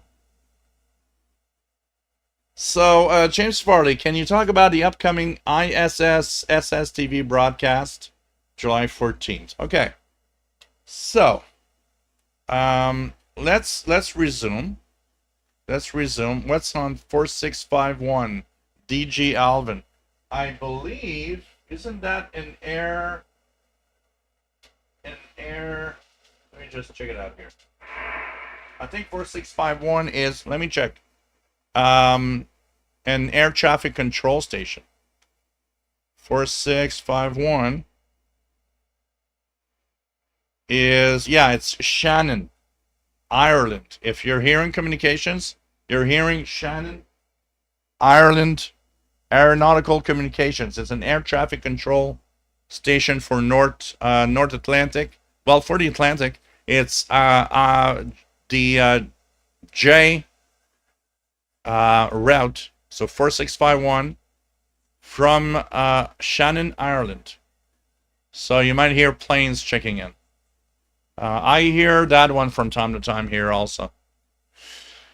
So there's going to be a International Space Station slow scan TV event. How can we explain in a basic way how all of this is going to go through? So first of all, slow scan TV, how do you decode that? The first thing to know is that you decode slow scan TV using software. It depends on what you're using to decode slow scan TV too. On a PC, I like MMSSTV, even though it's an old piece of software, works all the way to Windows 11, and it will actually automatically change mode to fit whatever it's hearing, and it works really well for that. Now, let's go a little broader because not everybody is on Windows. There are SSTV software for Mac, Linux, so on. You've got to find whatever slow scan TV software is available for you. Robot 36 on Android. Black Cat Systems has one for iPhones, so iOS. and iPads. And once you learn how to use it, and the best way to do that is to tune 14230, 14230 upper sideband, because that's the main calling frequency for slow scan TV on amateur radio bands. If you get the hang of how to tune that and get pictures, that's the start. Slow scan TV from the International Space Stations is on the VHF range. It's in the bottom part of the 2-meter amateur radio bands. So you will need either this, a scanner radio, either you will need an SDR. Some SDRs go in the VHF range and have the 2-meter band. Okay. And this is where you can tune that frequency and have a good antenna for it. You will need to have it doesn't need, like, I mean, you see this is the antenna, a kind of rubber ducky. This is made actually for the amateur bands specifically. 2 meters, 70 centimeters. But it doesn't matter. Whatever comes with your scanner radio, if it's good enough, you'll go outside, you'll tune 145.800. Now, there's a little catch on that frequency. When you listen to signals from space, there's something different that doesn't exist on Earth. And it's called Doppler shift.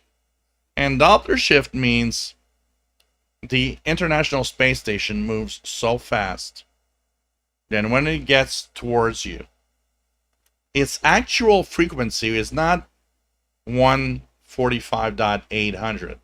It's more like 145.805-ish. As it gets over your head, it will be on 145.800. And as it moves away, it will be 145.795. So, yes, you might have to go up and down 5 kilohertz, because the most radios are just 5 kilohertz on scanners. I'm lucky. I got radios that do 1 kilohertz at a time. I can do that. But on a scanner radio like this one, you won't be able to do more, like less than 5 kilohertz. Doppler shift, what is that? It's that, you remember when ambulances would be like, wee, wah, wee, wah. You remember that as they went on the street crossing you, the audio changed. You would hear a different pitch when the ambulance was passed than when it came towards you.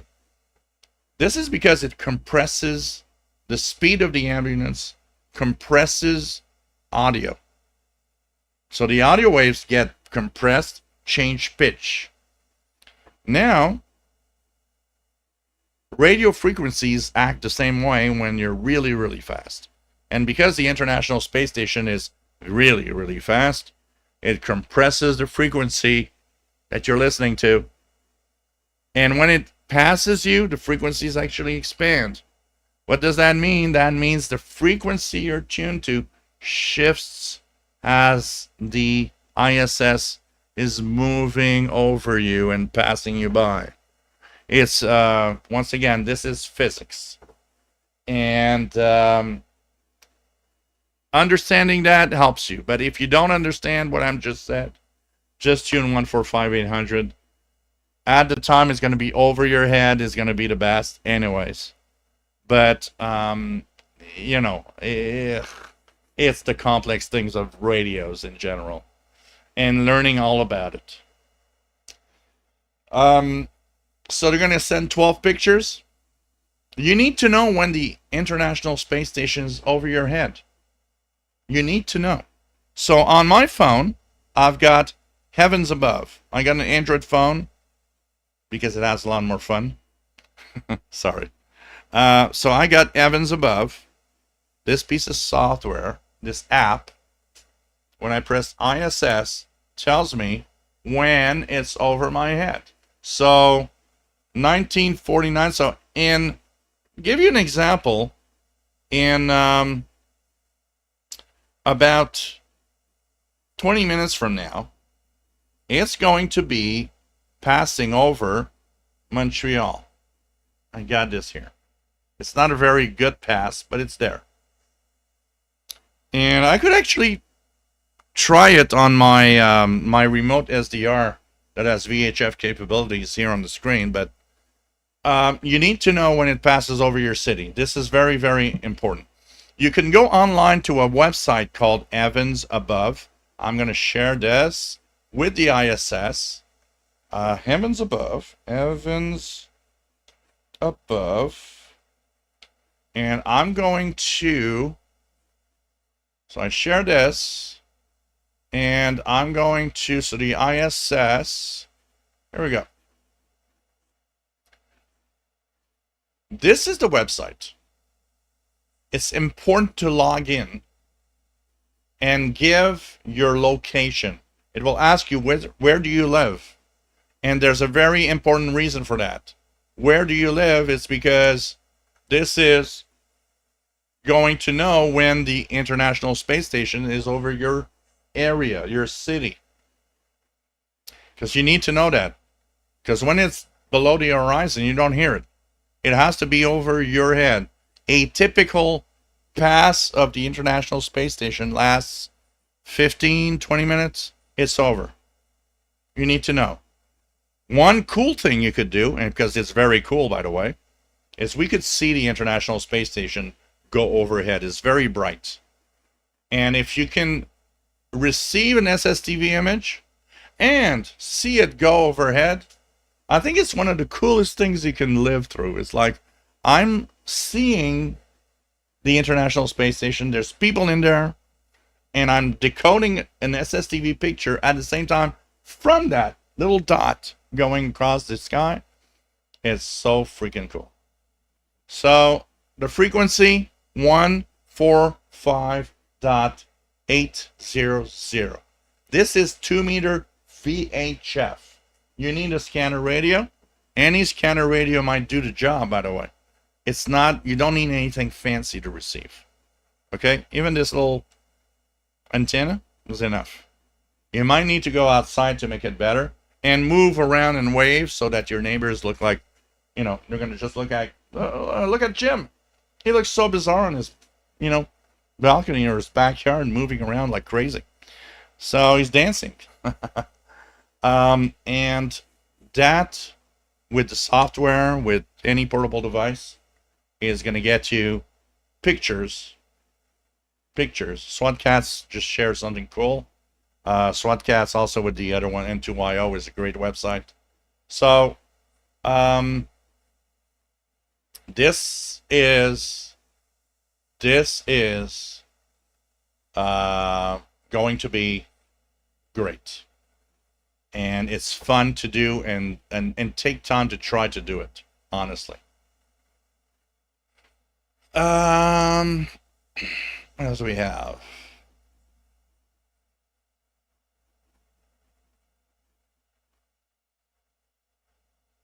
Okay.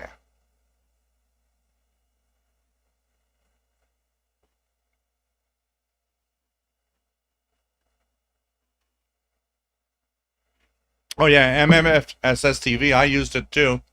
I did some slow scan about a year and a half ago, and I was using MMS SSTV to control my Yaesu FTDX10. It was great. Kenneth, my Black Cat SSTV also works on my M4 Mac Book Pro Max computer, so thanks for sharing. Does the SDR Play RSB1B require an up converter? Nope. It requires nothing.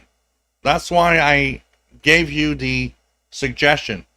The RSB1B goes from 1 kilohertz to 2000 megahertz. It's all contained in there. You have nothing else. Nothing else. Yeah, technically it's blue shift, red shift, depending on, but you know, we call it red shift anyways.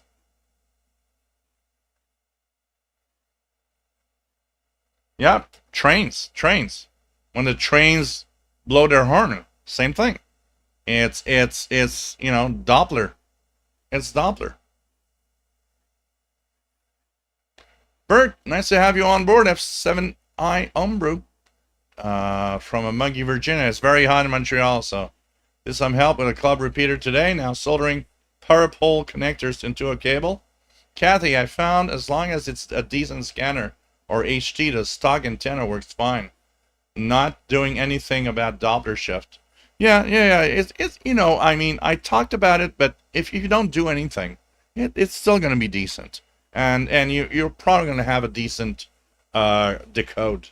You know, not going too complex. I found something interesting though, because I mean, when we buy scanner radios, there's a stock antenna on it, and I've noticed that so I've got a Yaesu FT65, which is a dedicated ham transceiver, and of course the antenna on it was designed for best performance on 2 meters, 70 centimeters. So I noticed that all the scanner radios I got here, yeah, they get the slow scan TV, but my FT65 proves how Yaesu designed the antenna to really resonate well, because it is the one that receives that signal the best of all the radios I got on the scanner radios. So that I noticed immediately from the start.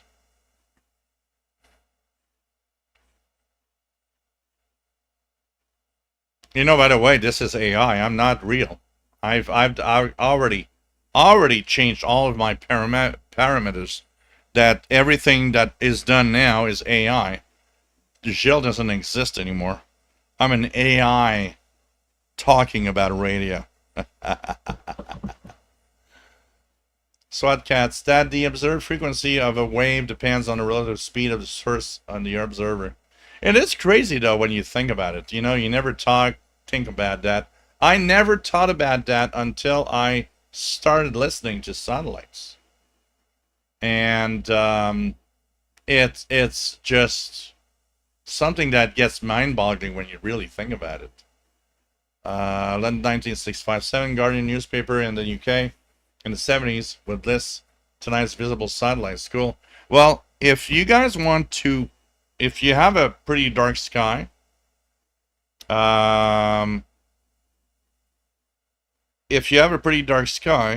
Heavens Above has also a great feature, which is, it's called visible, let me go here. So it's called okay, there's nightly events, yeah. So nightly events shows you all the satellites in the evening that I'm going to go through. I went to a camping site which was very dark a couple of years ago with my phone. People were like, "Oh, we see satellites sometimes." I brought up this and I started telling them, "Oh, this is Cosmos 1969. This is Cosmos 1234. This is a piece of a rocket." And they're like, "Wow, really?" Yeah, because my app told me, and we could pinpoint where they were coming from and going to, which was so cool. You know, but yep, there's a lot of stuff. Catty, yep, moving around to match the polarity. This is exactly what we do. We move around the radio to match the best polarity of the signal. That's why we get it as strong as possible. Catty, 100% true. Even my spouse thinks I'm crazy looking. I actually made a contact in the backyard, and one of my next door neighbors looked at me and started laughing. She said, "You look so weird." And I said, "I'm fine with it." Oh, God. Cosmic Lettuce, do you know offhand how much power the ISS is transmitting from the SSTV? I believe it's 50 watts from what I've been reading. 50 watts of power from the antenna. It comes from the Russian module on the ISS, by the way. Kenneth, tell the neighbors you're practicing yoga. That would work, actually, you know? Yeah, just, yeah, yoga. It's yoga time. David, I've actually been able to, whoops. find it. Listen to astronauts on school contact. I did too. David. I knew in advance um, that they were making contacts with northern Vermont, which is just across the border from Quebec here. And I knew that that pass would be perfect. I could listen to it here. And I remember I couldn't hear the school kids' questions, but I could hear the answers from the astronauts, and which was so cool. And that was many years ago. I don't know if they still. I will have to look at what are the contacts they're making. Um, it's kind of very interesting. It's kind of cool. I need to check it out again. I'd like to have more of those. Imagine how does it impress? And Jasmine might be, well, no, maybe not. Well, you know what? Jasmine is like me and many of us. She's biased. She's sciency. She's geeky. I'm trying to think about when I was younger and doing shortwave presentations in school.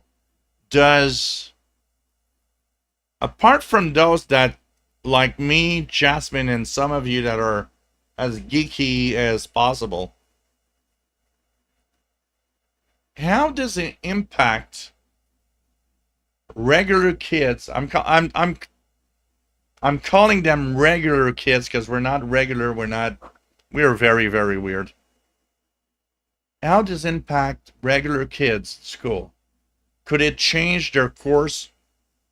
Because a couple of them are going to be like, this is so cool. I want to be an astronaut. This is so cool. I want to be a ham radio operator. I don't know. But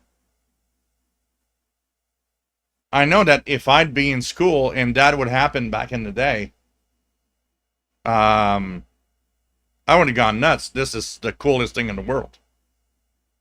But that's me. And I don't have the impression that around me that geekiness and that excitement was as intense. I don't know. So, Jill, did you tell them about the AI conversation about shortwave radio I sent you? Oh, no, I did not. I should actually talk about it. Absolutely.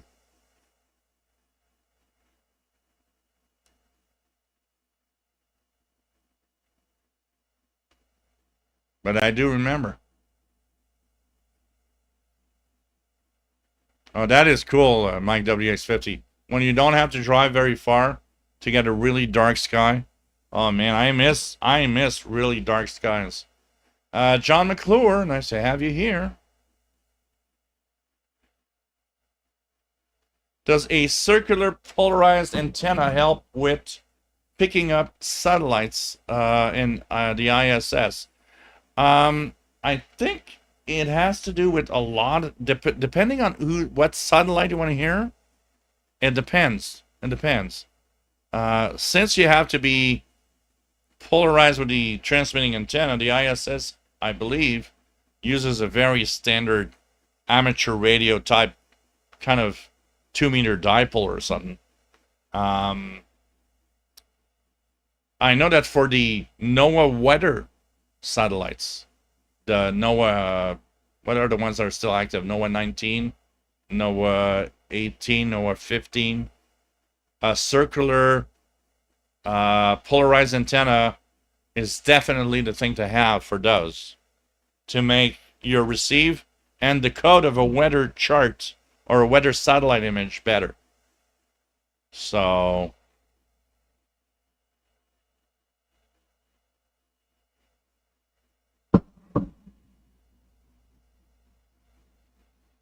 to Route 10, with all the satellites in orbit and more coming, it's only a matter of time till we have a catastrophic event. You know what worries me the most is the SpaceX, internet satellites in orbit. You know that there's been more falling than they predicted because when you put very low orbit satellites, when the solar maximum arrives, the solar wind eats up the atmosphere and it swells. So the drag on the satellites is higher. So there's been more SpaceX internet satellites falling back down than they have predicted. Now, most of them are supposed to be, degrading before the ground. But you know what? My worry is not there. My worry is in an article that I've been reading about the amount of heavy metals that it leaves in the stratosphere that someday will start to fall down to Earth. My worry goes into, could it kind of poison us if there's too many of it? I mean, there needs to be a lot. The Earth is big and everything. But, we never think about the future of stuff. This is the biggest problem with what I have with space exploration. Not thinking about some of and a lot of science stuff. Not thinking about the consequence of stuff. And this is one. They were saying the amount of titanium and all sorts of metals in the stratosphere is skyrocketing because the degrading of the satellites. And what I am worried is, but these are all metals and toxic chemicals. Now, some will change, some will degrade, but how about someday, when it reaches the lower part of our atmosphere, should I be scared of all that crap up there that will eventually fall on me as chemicals? This is my real question. Not that a satellite will fall on my head, which is not zero. I mean, it could happen right here live. You guys would be witness to a live satellite falling on my head. But all those toxic chemicals re-entering the atmosphere, that's where I am at the worry level. Aren't we not thinking about that in our future? Of course we're not. That's what some of these private companies do. You know what? That's the thing. That's the thing where I'm worried of the future. Jasmine, most of my friends were regular kids. I know a girl I grew up with who sent into computer science after a game developer came to her school. She was very far from a geek. So it could have. Jasmine says, I remember Deb asking us in 12th grade, how many of you are gamers? And most of us put up our hands, and she said, well, I make games. Okay. I guess, I mean, this has to continue. Because it definitely has an impact. For sure. But it's interesting. It's interesting. Jay Morrison, Paul the Cats told me his budget antenna recommendation, the Degen DS31MS. I'm returning him to the shelter. SWAT cats, I would never freaking do that. Oh man, Paul the Cat is just so... Paul the Cat is in love with me so much. It's like, oh, no, I would never do that. Oh, God. SWAT cats, a set of 4 antenna systems are deployed in the ISS service module supporting the current installation of the Kenwood D700 and D710 radio. RJ Dakota, depending on the time of day and day of the week, Winsville gets pretty dark late nights. Wow. You're lucky. I have 0. Here it's crazy. David Yelgel, that's so incredible to hear the voice then realize that it's really coming from inside, that bright dot coming across the sky. Yeah, it is blowing our minds. And it's just crazy when you think about it. Bob from Wick, nice to have you here. Pretty cool. Jay Watterson, Paul the Cat is the best. You should see Paul the Cat. He's that cat's in love with me. It's just if human cat love existed in a decent way, that cat is just incredible. I mean, okay. So what time are we right now? We've been on for. Let me just check it out here. 3 hours and 52 minutes. And you guys have a choice. You have a choice of telling me this has to continue because it's just so great. And we could tune a little more. And I'll get another drink. I've been drinking a lot now. I'm kind of drunk right now, actually. Sheila, thank you for the donation, much appreciated. I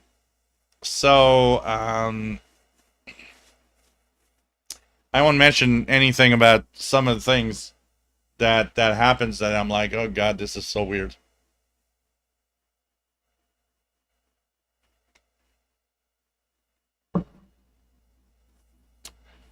So, do I get another beer and we continue our talk of radio and whatever, astronomy, tuning in bands?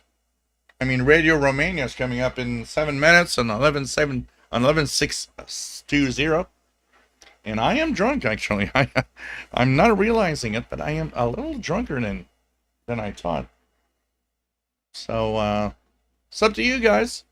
Don't forget, super chat. If you want to do donations, yes, I will look for merch. Don't worry, guys. We are going to look for merch. Doing a little test drive for merch. And, Jill, no against drinking and streaming. No, it's alright, Endines. It's alright. Blackout? No, I never black out. That doesn't happen. That never happened to me. But, you know. So, Shakespeare, really? Eat pizza, drink, and be merry, says Bob from Wick. It's apparently Shakespeare. I'm not sure that statement is correct. So, I will go and get another beer. And by the way, if you like the fact that we're going on, we're having fun, don't, yeah, there's the super chat that you can go to, and pizza fund,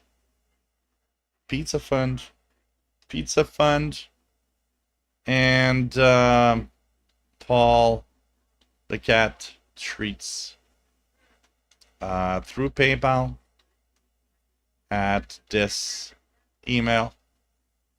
So come on, guys. Thanks for the donations. Guys coming through, and it's very important. I say it again and again. The monetization is bad. And, you know, if you're watching this every week, it's like a TV show. It's like, you know, we're annoyed by ads everywhere. I understand that. But it's the way that you get freebies, you know. I try not to annoy you guys too much. Try not to put the ads on YouTube at a level that you're gonna go nuts. But still, you know, I gotta live my life, and that's what's important, guys. All right. So I'm gonna go get another beer, and maybe we're gonna check a little bit of what's online on the shortwave bands. And you know what? Love you guys. You guys are amazing. And we have great discussions. I mean, we have all variety of people from the geeks and the amazing people that just love shortwave from the glory days of the past, And if there's donations coming in, I might do my little dance, Moscow Nights, before we end tonight. So I'll be back in 2 seconds. I will also go and check for my caregiving duties. They've been a little heavy lately because it's getting worse, and so I want to thank you guys because this takes my mind off of all the dish, what's happening right now. Be back in a couple of minutes, okay?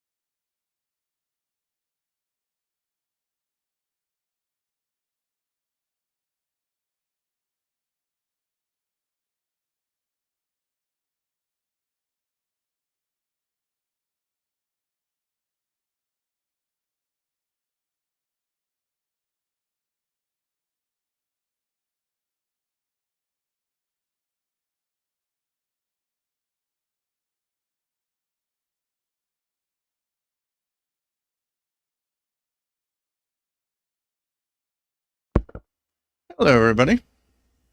We're back. Yeah, the week has been a little complex for me with caregiving duties, and I got one of my friends from high school that he's got a few days left, and so this has been a little rough. That um, is probably tomorrow or in the next couple of days. We've been like this for since high school, and it's rough on my own. We're the same age, so for me, it's like, wow, it's just incredible that you know um, someone that I played hockey with, I played baseball with, that as we were getting adults, met and did so many things together. I went to his wedding, his wife, his kids. So maybe that's why I'm a little more drunk tonight. I've been drinking a little more yesterday and today because I was like, it's a tough one. Okay. I was this close to just saying that tonight there might be not be a show and then like I told myself, no, it's like, you can't do the stuff you like. It gets your mind away from all of it. So thanks guys for being here. Okay. So a few minutes from now is going to be, what is it? So we have, let's go to 11,620. Great signal from Radio Romania, 11,620. Very good signal. Radio Romania, 11,620. 620, coming in Montreal. So, it's pretty cool.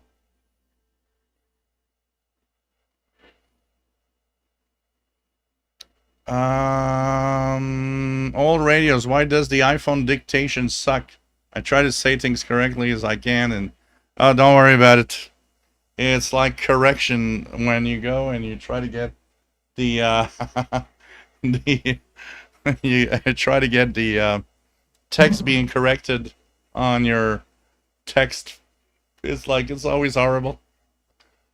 Jasmine, get on Twitch and I'll give you my Prime sub every month. All right, Jasmine. And that's Moscow Nights. Rob from Wick. Apparently, the phrase might go back to the Greeks and Epicures, whose philosophy on life is really cool.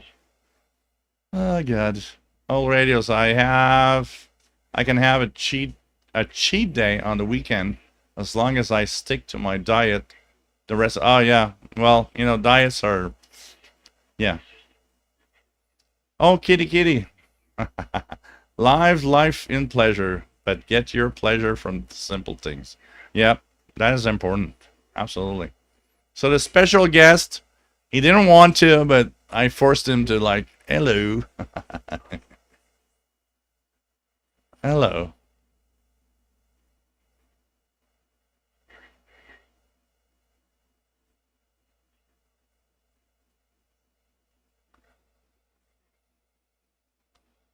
The break is sponsored by Chewy.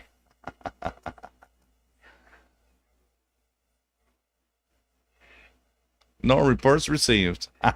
That should be my my little moment when I put the microphone off. Is done. No reports received.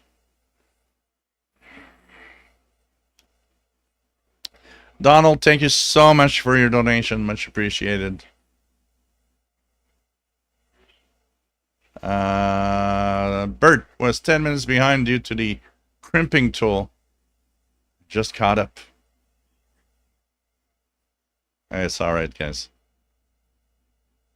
It's just it's a tough one when you've been friends with someone for so long and know the family. And I mean, when the wife, um, for the wife, you're part of the family.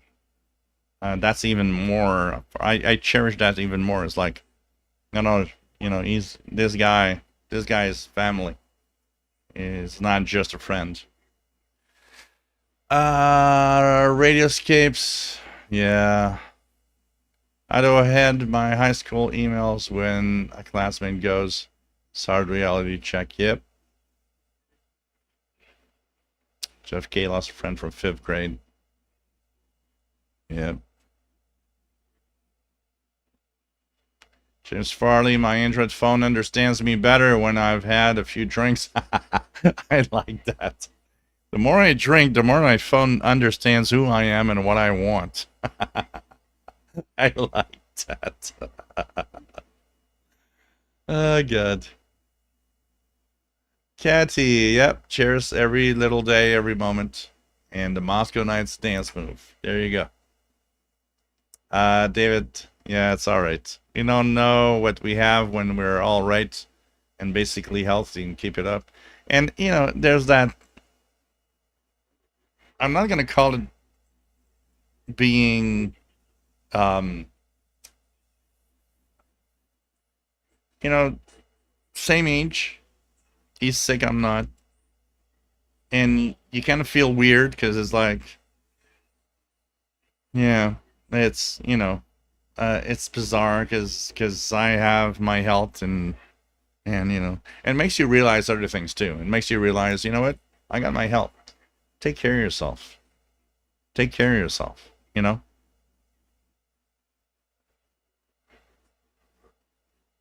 It's.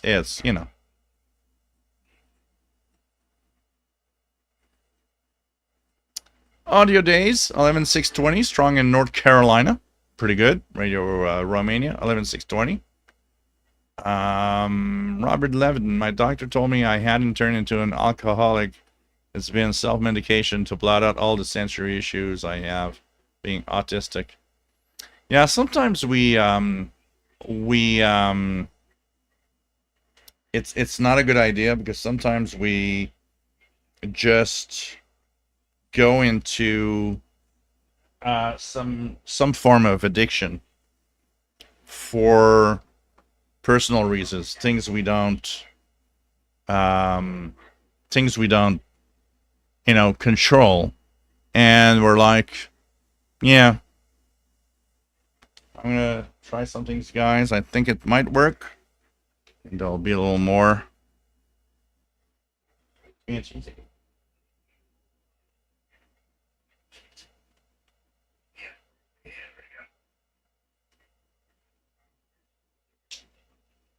Oh, we might have a little more Paul the Cat tonight. He might be just here. Look at that. Here we go. Ta-da! There, guys. Look at that kitty.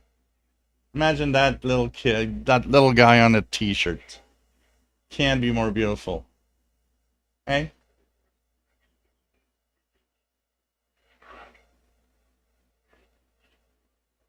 Paul the cat. The most sweet cat you can have.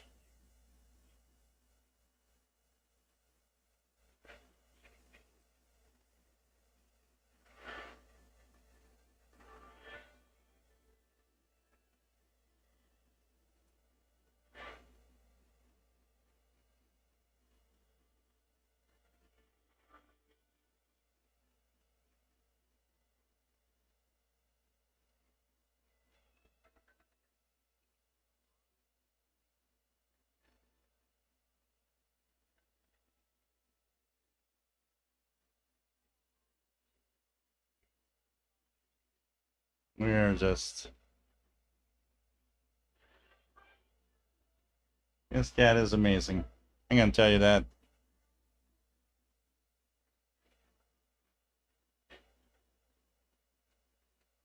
Look at that little face. How can you say no to that little face? Huh? How can you say no? There we go. Settling in. So, Paul the cat for you guys. Such a sweet cat. I can tell you that. Such a sweet cat.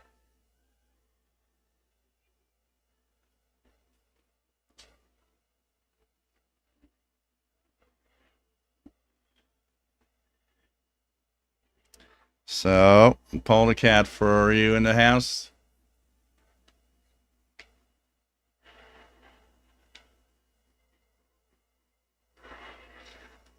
Oh, good. Hey, Perry from Sherbrooke. Nice to have you here. YZFR1 biker. It escapes. Yeah, no problem. So, you know.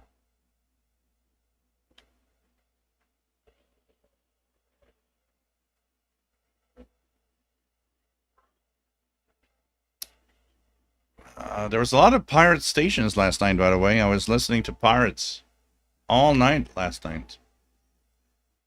Rob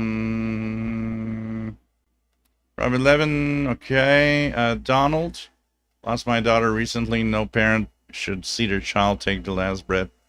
I feel for you and your friends. Feel for you too. That's even worse. So sorry. Oh. DG Alvin says he's got 11,620 strong in Sweden. David Ward, 11,620 strong here in Central Texas as well. Richard Wagner, lost my best friend of 60 years in 2020. Yeah, no problem. Bert W. Saw my own brew. Meow to Paul the cat.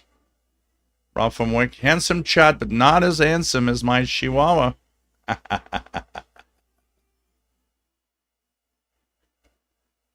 Oh, man. Paul the cat. I told you guys the story when I put up when the other neighbors, when the old lady lived in the next door house, I was putting up an antenna and I had a wire across her yard, and I did it at night. It was dark. And so I put 100 feet of wire on the ground, and I'm pulling on the wire, and I don't know why, but every now and then there's like a tension, and I don't know why. It's when I actually pull the wire closer that I see Paul the cat is actually jumping on the wire as it moves. And that's the tension. Paul the cat is fighting the wire that's moving on the grass. John Berger, 11,620. Good on the old PL330. Pretty cool. Pretty cool. Yeah, Paul is a sweet cat. Absolutely. I mean, I saw the previous owner last year. She was, by accident, we met after 10 years that she gave me Paul the cat. And she asked me, she says, still have Paul? I said, of course. So she's my companion, he's my best friend. And she said, you know, when I gave you the cat, I knew you guys would be. I mean, I just looked at him and how he was looking at you and how he was acting around you. It's like that cat loved you. It's you were the guy. You were the man. It's like Paul the cat just wanted to be with you, and that's it. And she said, that's why I gave it to you. Wow, Charlie, your cat's 17. Paul is 12, about 12 right now. He's a little big, but yeah, he's healthy and everything. And he's about 12 right now. So, you know. So Radio Romania 11620. If we look at pirates, any pirates right now at 0 UT? Any pirates? Let's check it out. HF Underground. Any pirates going on? So right now, VFO radio on a 6940. Let's check that out. 694.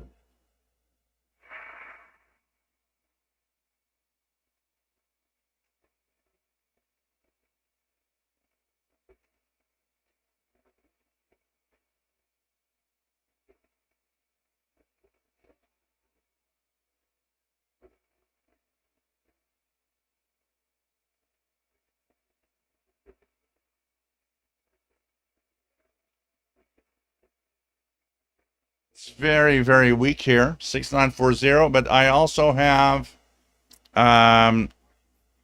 which is 77LJS on 6930 upper sideband. I do hear 6930 a little bit. 6940 is there, but it's barely making it. So 6930 and 6942 Pirates that you can check out. J. Artist and yes, Paul was like, that's not a decent D31MS. I guess I had to get rid of the wire. Oh, God.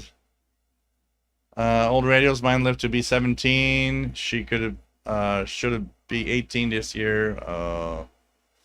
David, Paul is so cute. He definitely chose you, Joe. Oh, yeah, he chose me. He chose me. I'm going to tell you that. Totally chose me. So there's also, let's check out what's on the bands right now. If we go through the bands, the shortwave bands, things that are on. So of course there's Brazil. So 25 meters. You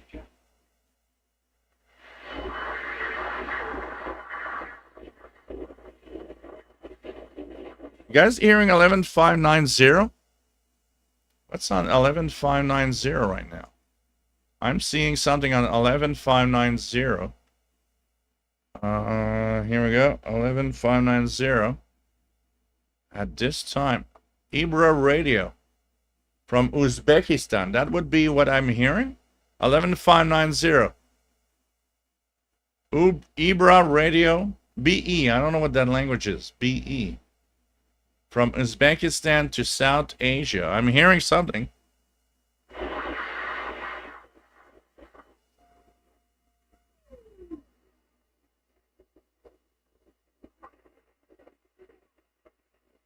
There's definitely something on 11590.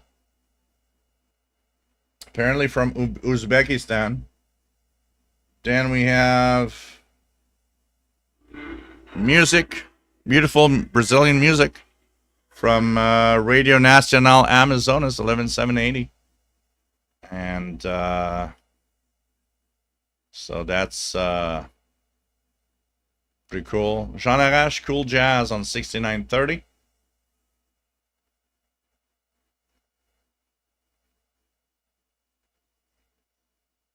And we have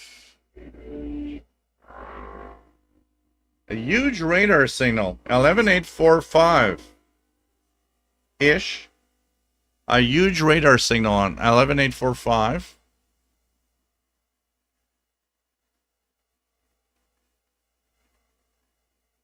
I got this, I don't know if you guys hear it. 11590 for me has a weird kind of interference to it.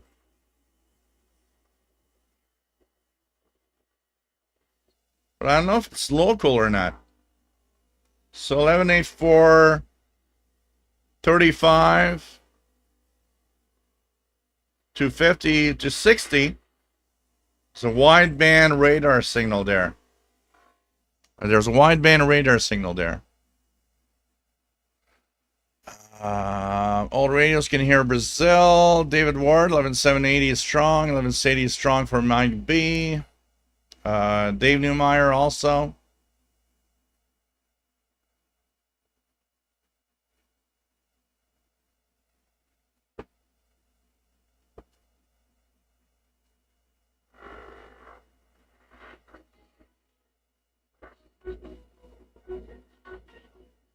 I have a 945, I think it's Radio Romania, but in a different language. 11945. Radio, Romania International, and Romanian. So this is the Romanian service of Radio Romania 11945.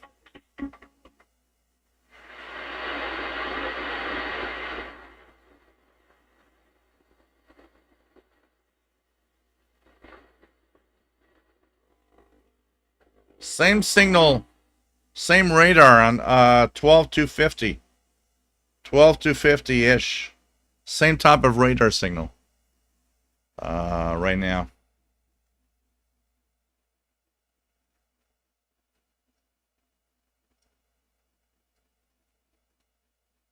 Robert Levin, I know it was divine providence that Peaches ended up in my care. She acts like a little orange and white bobcat. Cool. How today is copy saxophone music. 6930 Upper Sideband in North Carolina. And 11780 strong with fades. WF7I Homebrew 11590 singing here also. Yeah, it probably is. Ibra, what is Ibra radio? Is it Ibra? I'm trying to figure out what. Let me check out Ibra radio. Okay. EBRA radio.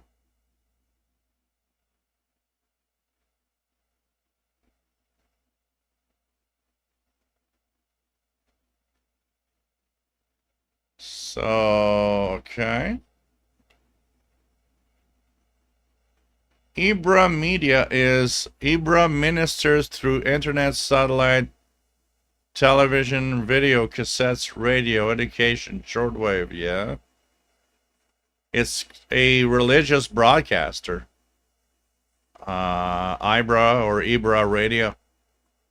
They have a website, ibra.se, which is Swedish. This is weird. This is IBRA. Reaching open hearts in closed countries. Media is our main tool in reaching the unreached. It allows us to reach many people with the message of Jesus. All right. So it's a religious broadcaster. And they are broadcasting from Uzbekistan transmitter site. That's kind of interesting. Yeah, it's a Christian ministry thing. Oh, Radio Ibrahim. Okay, 54 cal. Interesting. So they're broadcasting from Uzbekistan. I remember hearing or seeing about that broadcaster, Ibra. But I, long time ago, I didn't even know there still existed, actually. Because I remember that name of Ibra Broadcasting. But I didn't think they still existed, honestly. Pretty interesting. Very interesting. So, Ibra on 11590 was coming in. Let's see if there's anything on the... Oh, before we jump. 13.5.9. 22 meter band.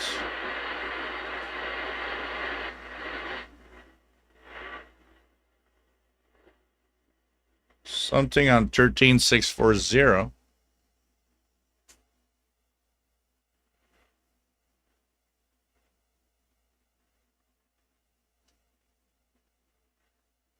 Thirteen 6.540 640, sorry.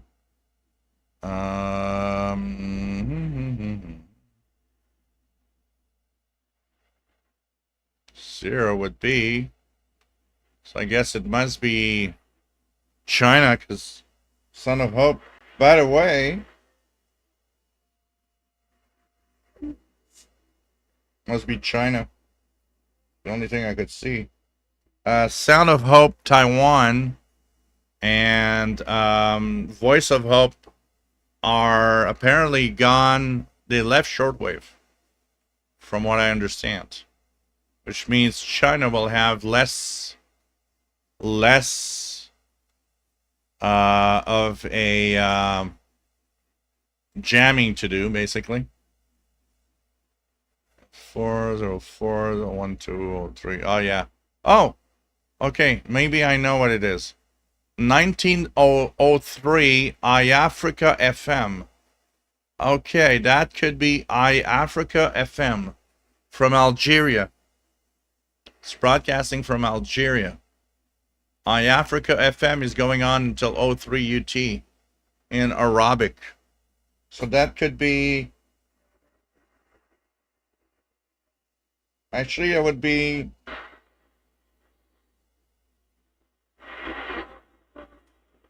Yeah, from what I hear, that could actually be more of what it is. iAfrica FM in Algeria. And there must be some CW contests because there's a hell of a lot of CW at the bottom part of 14 megahertz, 20 meter band. So there must be some CW contests, I can tell you that.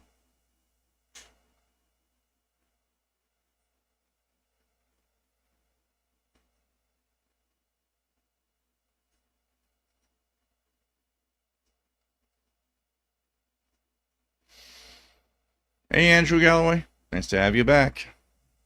Thank you guys for the donations, by the way. Much appreciated. And we've been on for 4 hours and 30 minutes. So, hey guys, I'm going to call it off because I'm hungry. I want to eat. And also, I have to edit the International Radio Report show for tomorrow morning. So I promised that I'll do the let me just check it out here, Moscow Nights Dance, and I will do it for you guys. Love you guys, always fun. I will look for merch, and thanks for being here. You guys are great, and always been great. And thanks for the donations, everybody. Much appreciated. Don't forget, everybody that donated is also in for the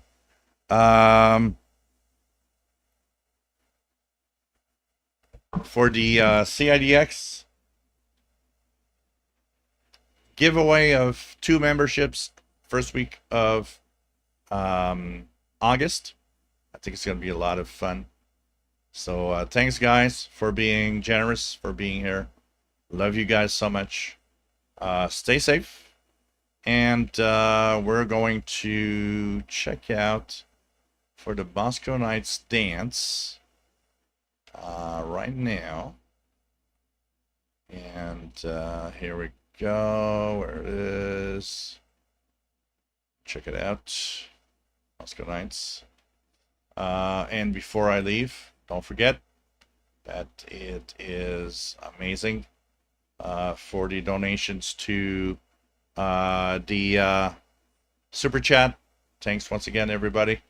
And to the pizza fund. Actually, it will be a lasagna fund, I think, tonight. I don't know. I'm not sure yet. Between a pizza or something else. But it's thanks to you guys. And Paul the Cat. I'm going to show you Paul the Cat before we go, of course. Treats. Of course, a lot of treats for Paul. And it's through PayPal at this email. Don't forget, if you never donated, maybe it's time. Especially if you're here all the time. Come on, guys. That means you love what I do. Okay? Thank you so much. Here's the little goodbye from Paul the Cat. That is now sleeping. Right here.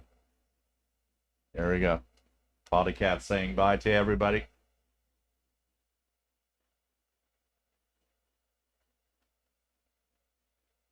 So here we go.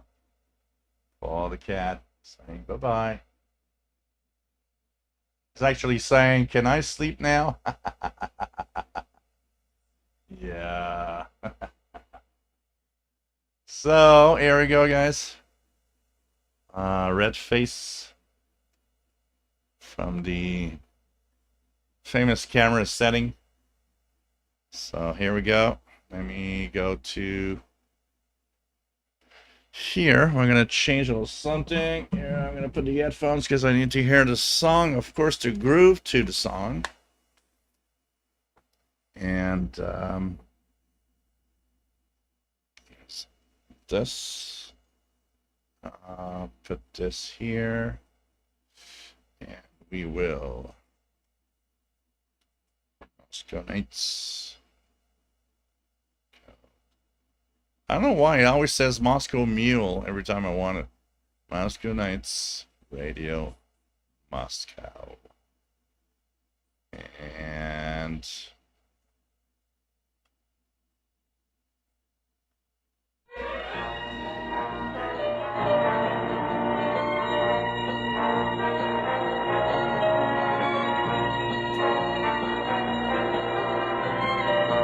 working. Oh, great.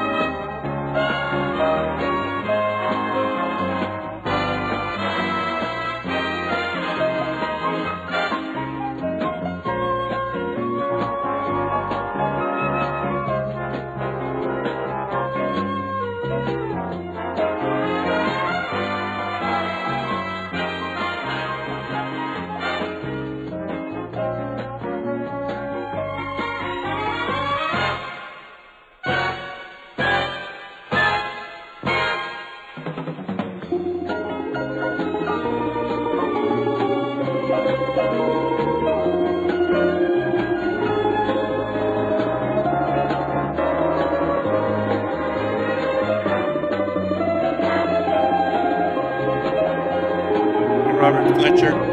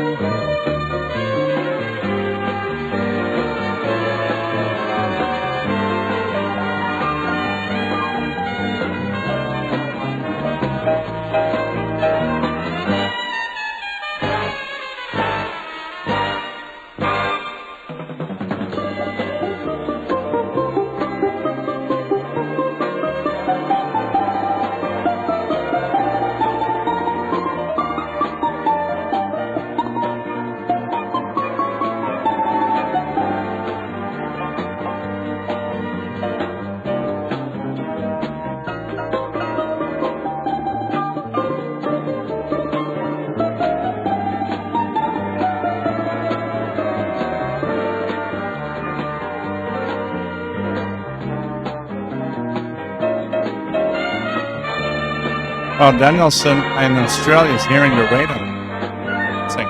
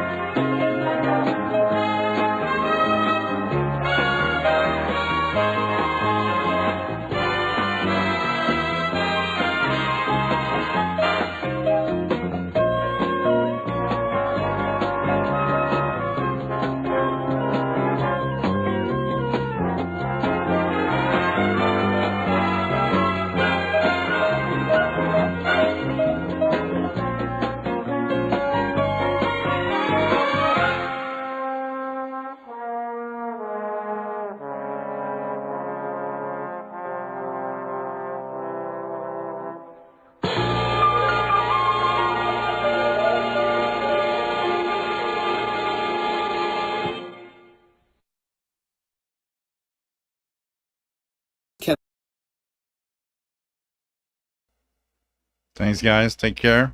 Love you all. So people want lasers and smoke machines now for the same for the same thing. So it's interesting. Danielson says he's hearing their buzz on the radar on 11845 down in Melbourne. I know that some of them are coming from Australia. Could it be the Australian radar making it up to here? I'd be curious to know. Kind of interesting. So take care, guys. Love you all. See you next week. Thanks for the donations. You guys are great. And see you soon. Endines, thank you so much. And stay safe. All right. Take care, guys.